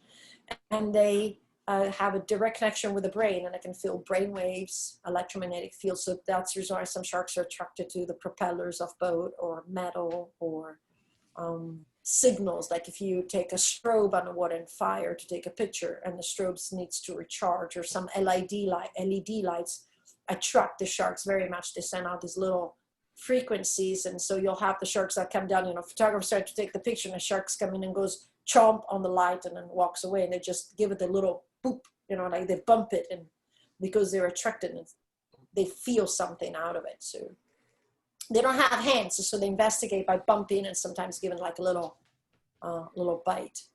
But those are the, you know, the primary 7 senses that they have. They have a very keen sense of smell, extremely keen. They have good eyesight. Most of the sharks have very good eyesight. Quite a lot of sharks have not only frontal eyesight, some have peripheral, some actually have like the great hammerheads. So that's like, oh, like 360 kind of eyesight. So what they can see, they can feel through the ampullae of Lorenzini. They have taste, touch, hearing. They can actually hear. And they're trying to figure it out. There's something that I found between the hearing and the lateral line, and they're trying to figure it out if it's actually a connected system. So like a lot of people say, oh, you know, the sharks can hear the boat. And I'm like, considering how much a boat vibrates when you're on the water, even as a diver, if a boat drives over me while I'm scuba diving, my entire body goes, and I'm thinking, here's an animal with 7, maybe 8 senses. I don't think they just hear the boat. I think the boat just encompasses, you know, moves the water, vibrates through the water, so it gives them all this inputs. But I find sharks very misunderstood. So what I've decided to do is to try to bring up more of a truer image of sharks. I work with Caribbean reef sharks, but I've been around the world, work with others. And because I work with them in such close proximity, I wear the chain suit. So a lot of people are like, oh, well, you're wearing the chain suit, that means sharks are dangerous. Like, no. If I go in a beehive, I will wear a beekeeper suit.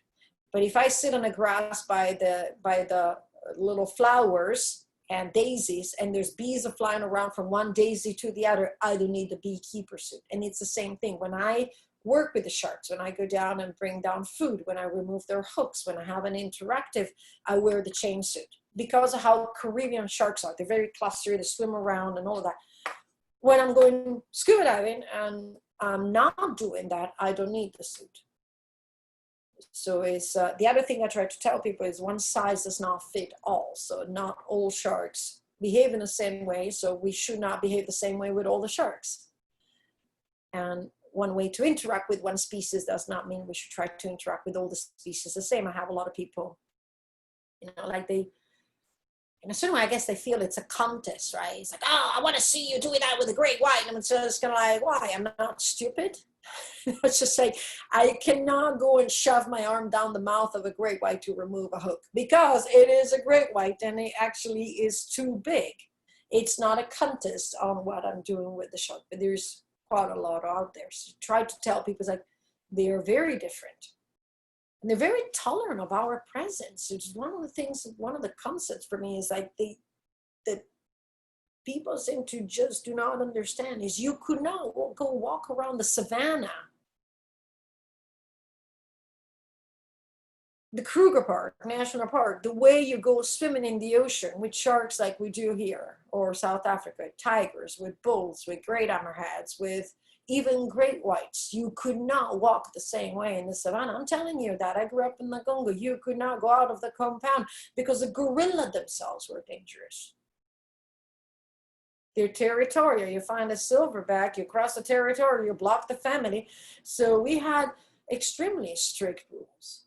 And it seems that we accept those for quite a lot of the other animals, mostly. And for whatever reason, we have this block with sharks. It's kind of like, oh, I'm just going to kill the sharks and makes the ocean safe. It's just like, you realize they don't have a second option. You do. And you don't really need to do that to make the ocean safe. All you need to do is just learn a little bit and understand a little bit about the sharks in your area, the little triggers, and how to avoid those triggers. Now, there are some people that have been attacked by sharks, and it's extremely unfortunate. Don't get me wrong. I don't think I would like to be, dismembered alive by any animal, never mind, a shark, but any animal. And my sympathies are for those that have perished.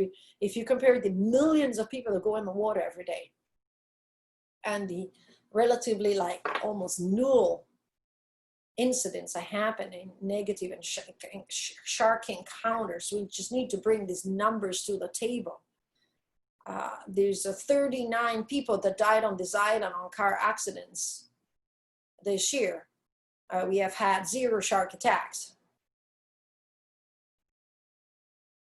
And we are surrounded by sharks, and people go in the water and swimming and diving and snorkeling and paddleboarding and all of that. It's amazing, isn't it, when you put things into scale?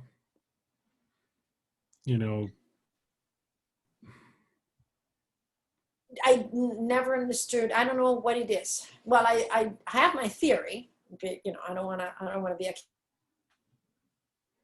used to be a bit before. I do believe the sharks represent, they capitalize into our inability to conquer their world. We can make heat out of ice, right? We can build a shelter out of ice and find shelter in a storm and find warmth. We can survive in the desert. We can find water in the desert, and we can survive in a forest. And we have been able to manipulate, even I'm talking about at the tribal level, the environment to survive in it. There's one place we can't do that, and it's the ocean. There's nothing that we have in our tools that allows us to survive in the ocean.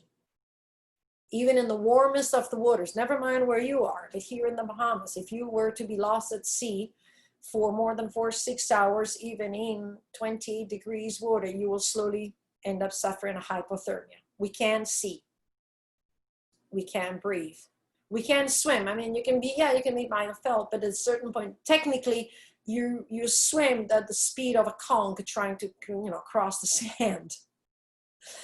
And there's nothing, you cannot say, hey, I got abandoned here in the middle of the ocean. I'm going to take a breath and huddle underneath the coral head to let the night pass. You can do that on land.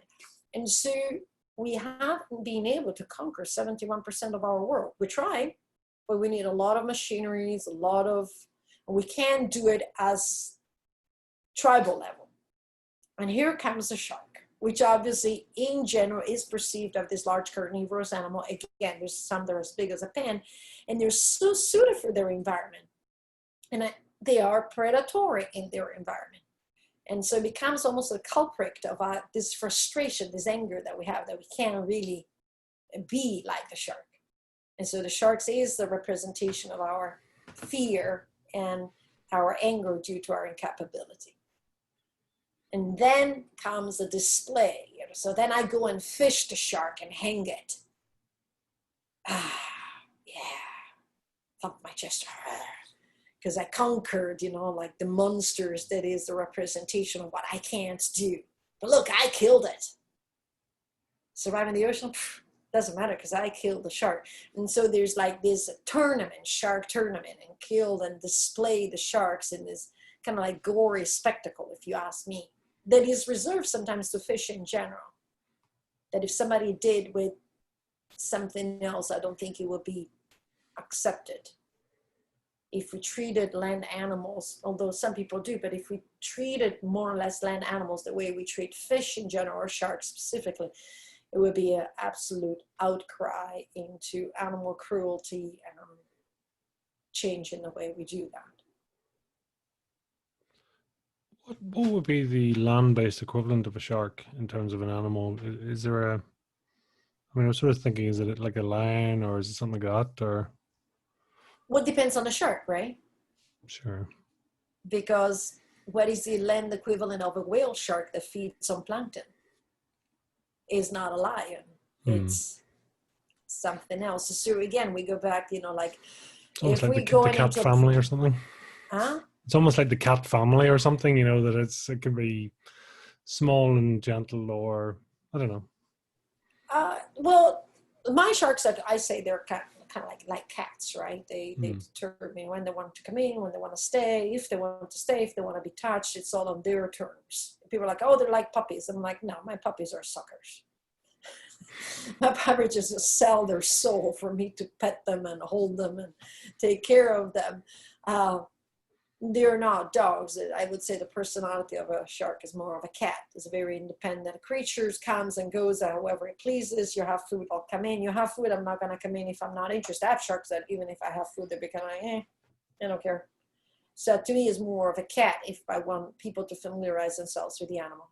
So I have sharks that will come in my lap and allow me to pet them, and I have sharks that will not come in my lap and not allow me to pet them. They'll come by, they'll do the cat thing on your leg or on my shoulder, and they'll allow me to pet them with my hand as they swim by, but they will never sit in my lap. Like you might have a cat that will never jump on your lap when you're sitting on the couch, if that makes a little bit more familiarity.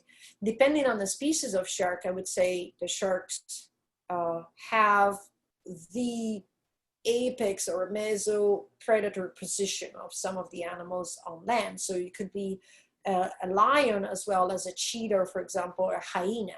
So you have sharks that are lions. There are sharks that are cheetahs. So, here you have the fast killing, the lion, which is the pack hunting. But you also have the hyena, which is more of a scavenger cleaner. So you have sharks that fill in all these positions equally at the same level, if that makes sense. Some sharks are not direct hunters. They are hyenas. Yeah. I'm just curious, when do you get yourself into a certain mindset when you're going to meet them or to Happy. just to socialize?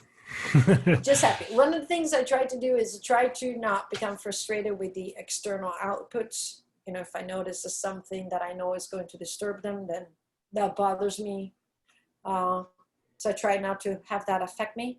But when I'm with the sharks, I'm happy. I try to obviously for the most part, I'm always working, I'm always taking care of someone else and all of that. So right before I go in, I take, about 2-3 minutes for myself just to, but one of the things I also do, no matter what we do, is once I arrive down there, I swim over to the site, is take a couple of breaths, I take my fins off, pause for a few seconds and watch them. And then I do what it's called the introduce myself. So as the sharks start coming towards me, I'll reach out and say, it's called the handshake. I'll reach out and pet them on the top of the head. And that allows me to gauge their energy level, their output, how agitated they are, how relaxed they are. I can see from how they swim in, how they drop their fins, if they don't drop their fins and all of that. So every time, 25 years later, I still repeat the same behavior. I don't just jump in, do everything. I just swim in, have a look, take a breath, relax myself and see what they do. And then start going, hey, hi, how you doing? It's kind of like, imagine you arrive in the office, right? I just repeat those people. I don't think anyone arrives in the office and start going, give me this, give me that. They'll start it by going, hopefully, I'm pretty sure there's those bosses out there.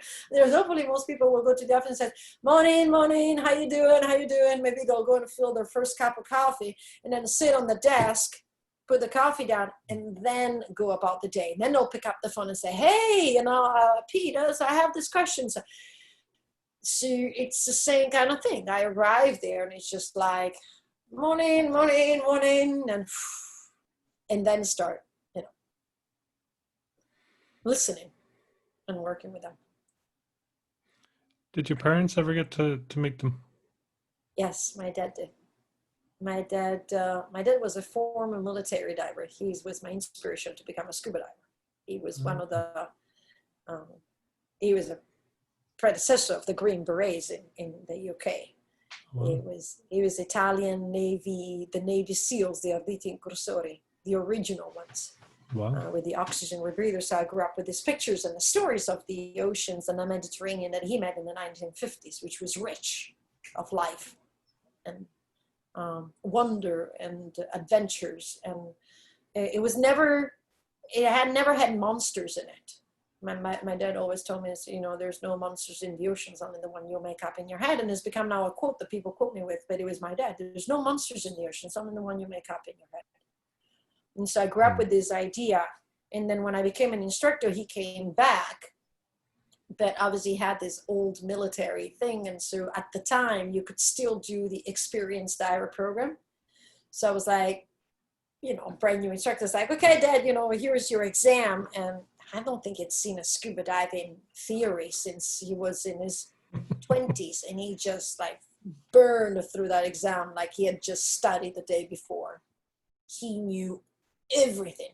And then I took him out on the 4 dives, and so he had like a recreational certified diver card. And then every time they visited, we will go diving together. So we actually met some of the friends that I made through the years. We flew to New York, 2 friends of mine, and we stayed in their apartment. And so every time they came, it was like a big party because my parents were here. But my dad got to dive a lot. My mom doesn't dive. My mom had a near drowning experience when she was 15, and she has not put her head on the water since. I managed to make her snorkel a few years back with the mask instead of the snorkel, because the snorkel floods. I actually put her on a surface applied scuba. And she really loved it because all of a sudden no water, because the scuba regulator is actually safer than a snorkel because it doesn't flood. And so I had my mom snorkeling. We started slow. We went to a little area where she could stand and fold at the waist and just put her face down. And then she could, come up. And then one day I actually had her snorkel over the sharks with her scuba gear. It was so cute to watch. But my dad dived with me up to 2003.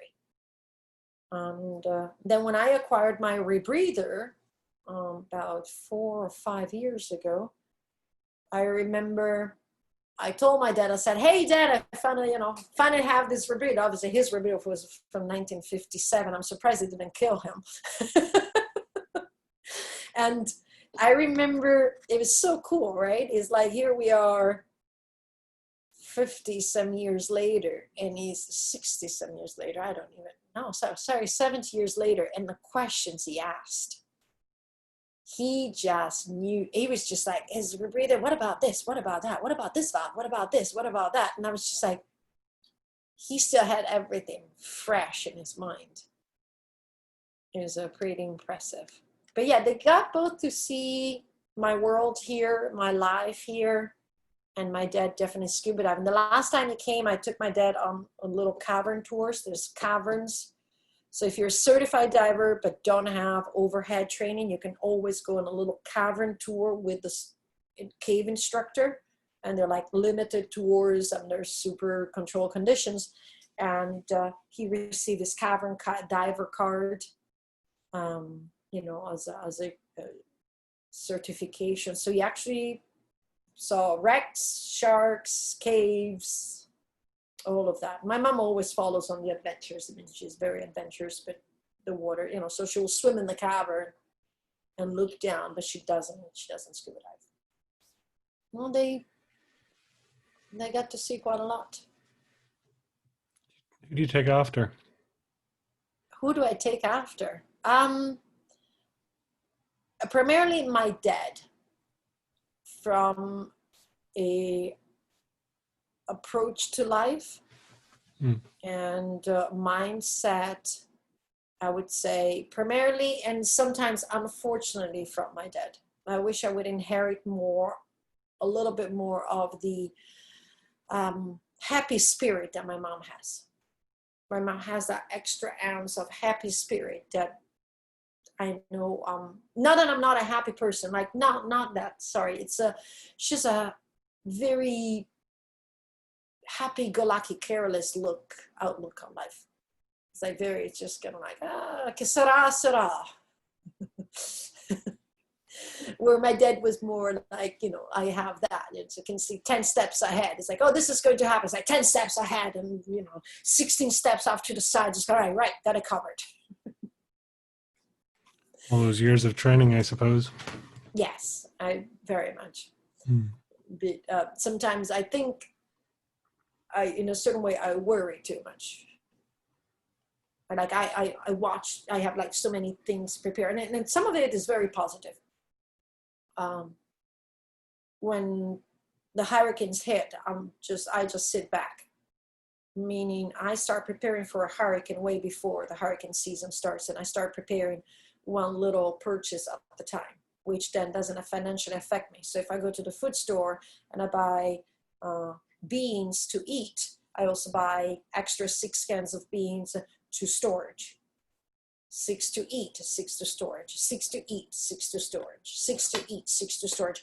And I start in March. By the time the first warning for the hurricane comes, and that goes with everything, water bottle, bleach, baby wipes, batteries, candles, medications. You think about that.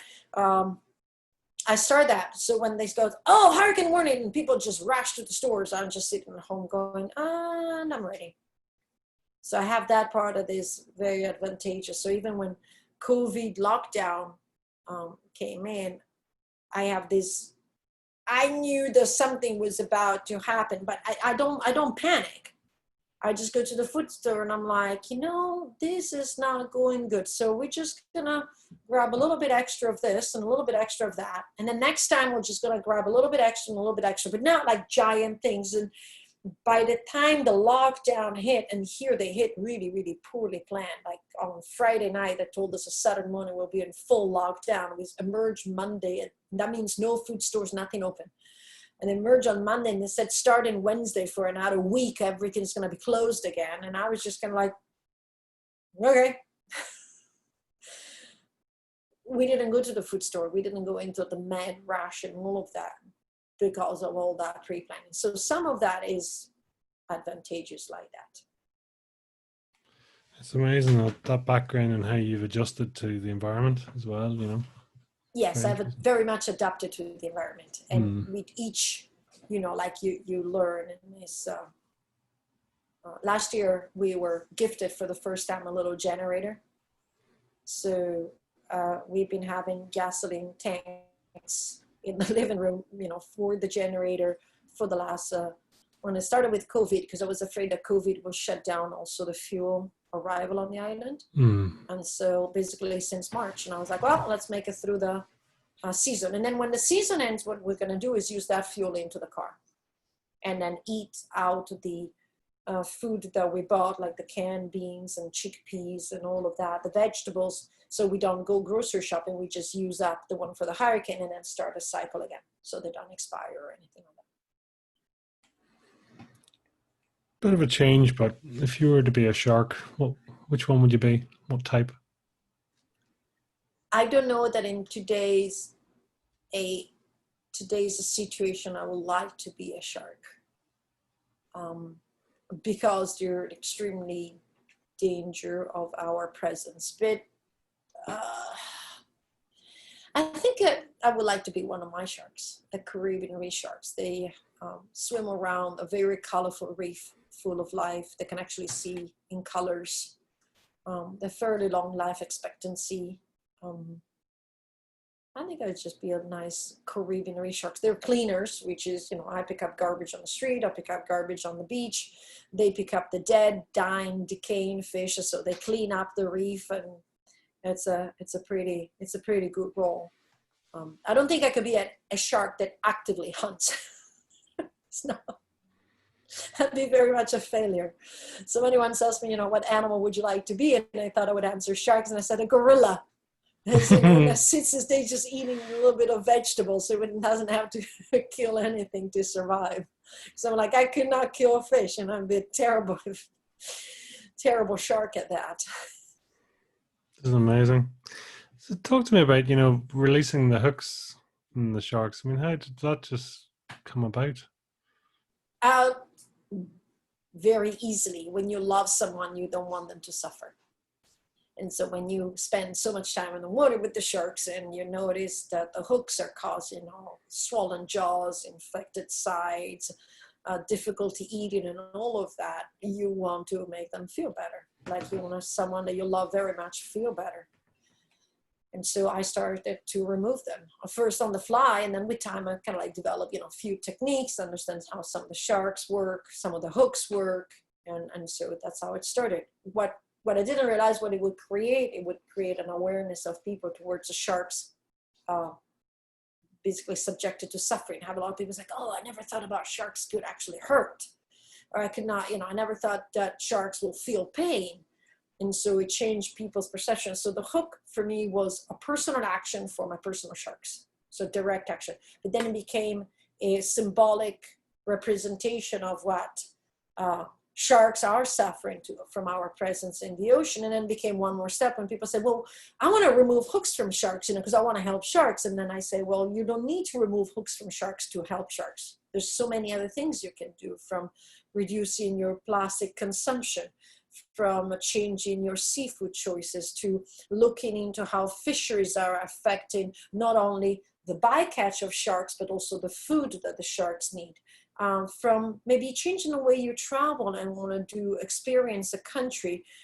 Bear in mind that some sharks need, mangroves and coastal area to reproduce. So don't go in certain location and expect, that to have a white sand beach and no more mangroves, and just maybe go more in tune with the country. Look in the legislation of your country. Right now, the UK is like 8 days left to sign a petition to ban import of a shark fin. Right now, people can walk through custom in the UK with about 20 kilos of shark fin. No questions asked. So there's a petition going around, which unfortunately non-UK citizens can now sign. It's only for UK residents. And for me, it's very important. If you are a UK resident, sign the petition. Change the way the legislation is done.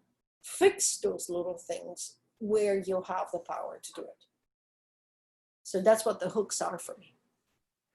It is interesting, and the metaphorical, the physical hooking, obviously the animal, but then the hook to hook the interest from the general public, from people like that. The two sides of a hook. Yes. It is a hook. It attracts. That's how you catch the people in a certain way. They first go, I also get the one that says, oh, well, I would just let the hook rust. It's what you're doing is stupid. And it's just like, well, let's see next time you have a little wood splinter in your fingertip. What'd you do? Mm. right? But in general, it's like it just really triggers. It's like, oh, I didn't think about sharks being able to suffer. Oh, I want to help sharks. I want to remove hooks. I receive emails which I want to help remove hooks, and it's like, well, you don't really need to remove hooks. This is what you can do. You can also prevent sharks from having hooks by bending long lining, changing the way you eat, right? So there's other things that we can do. Awesome. In terms of mission and goals, do you have something out there, or what's your plans? I have 3 words that define what I've been doing and what I will continue to do and what are my future plans. And they're exploration, education, and conservation. I do believe that as humans, we need to explore. So I explore to discover the things I don't know. I explore to also basically find out what are the possibilities. It then triggers education. Once you explore something, you see something, you're like, oh, what is that? So, I work with sharks, and then I work with shark scientists, and I work in caves, and I work with specific cave scientists, and we see things and bring things up that people, like maybe wouldn't know unless they're specialized. And so I have this scientist going, oh my God, you got to see that. I need a sample. I need you to do this.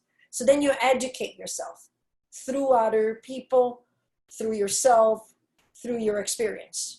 And then when you educated yourself, you can educate others. So you can say, hey, I learned this and I learned that. And this is the connection. And once you make that, once you've explored, once you educated yourself so you can educate others, then you can make the connection into conservation and say, because of this and all of these links, this is what we need to do. And once people know and understand, then it's easier for them to say, oh, I see that. Now I need to do that. So a lot of the work that I've been doing has been in connecting the conservation of sharks with the conservation of caves. And I've done that quite a lot through my nonprofit, but quite a lot out of my own time and pocket. There's 2 of us right now. And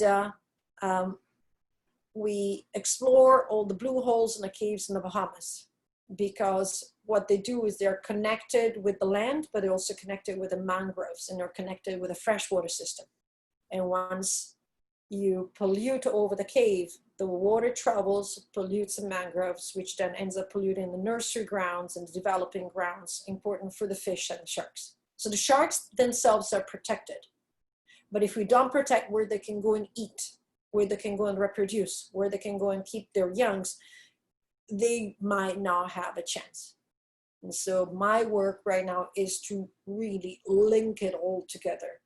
Because there are some factions that say, oh, let's protect a little bit here, let's protect a little bit there. And it's like, no, we need to protect at least this stretch here from A to Z.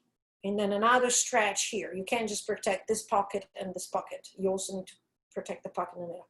So that's where I am working right now, on connecting all of these so that we can have like areas that are completely a full ecosystems, functional and safe. And they protect not only the sharks, because the caves also have fresh drinking water in it. So then they also end up protecting the human beings that depends from the sharks, from the water, and everything in between.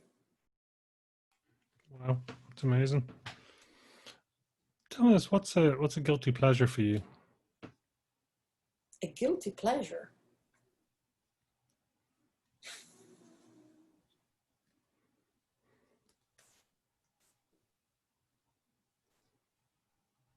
I don't know.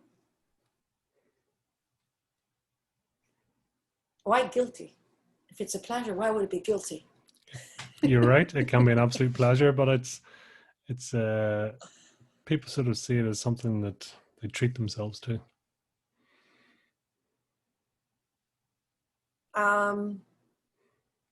Some special trips. That would be something that will be absolutely a treat to myself. I've done a few. I haven't done one since now, 4 years. With those, if you want to define it as a guilty pleasure, is those trips were. Well, actually, sorry, the last one was Nullarbor Desert in Australia, 2017. So 3 years. Those trips where you can really just go even further away from what is this environment. So that would be, but they're trips of discovery. Yeah. And they're trips of kind of adventure. Like I traveled through India with a friend of mine, and we traveled by train or by bus. We never hired a driver. We never stayed in a, like hostel that I recommended for us. We ate on the street, drunk on the street like water, and lived in the villages and all of that. And that is, for me, it's a pleasure. I actually have a funny obsession with the desert. I'm absolutely enamored with the desert. So that's a big guilty pleasure. Small guilty pleasure, candies. Sweet tooth. I have a sweet tooth, unfortunately, so I have to keep it. It's so interesting, the desert, sharks and caves, that sort of, just that this is the key areas for you. It's really interesting. The desert is, I'm actually fascinated by all the open spaces, right? For a few years when I went back to Italy, I had the capability to go mountaineering and just experience mountains. But the desert in itself really attracts me. It's really fun. It's like, the ocean and the desert. And I think it's the vastity and the space and all of that. But I'm very much attracted by the desert. I fell in love with the Kalahari Desert in Namibia. I had the opportunity to camp for 3 weeks in the Nullarbor Desert in Australia. If I could travel through those with a tent on the roof, and people were like, well, what do you see? It's like, well, you drive and you stop and then you go hiking, and just like, it's a silence that is just like so loud. So cool. Awesome. Do you need the voice in your own head? I mean, well, do you have a voice in your own head, and is that something you work with, or are you cool with that? I don't think I have like voices in my head. I've been having busy dreams. Like I said, it's been a tough year since my dad passed. It's like a series of losses, one after the other. And so I've been having busy dreams, but hopefully the busy dreams help kind of like eliminate some of these things. It's a process but no, I don't really have voices in my head. That's interesting. So tell us, I mean, if you were to try and say what your fire in the belly was in 1 or 2 or 3 words, you may have been the ones you've already given me, but what would you describe it as for you? What the fire in the belly for me is?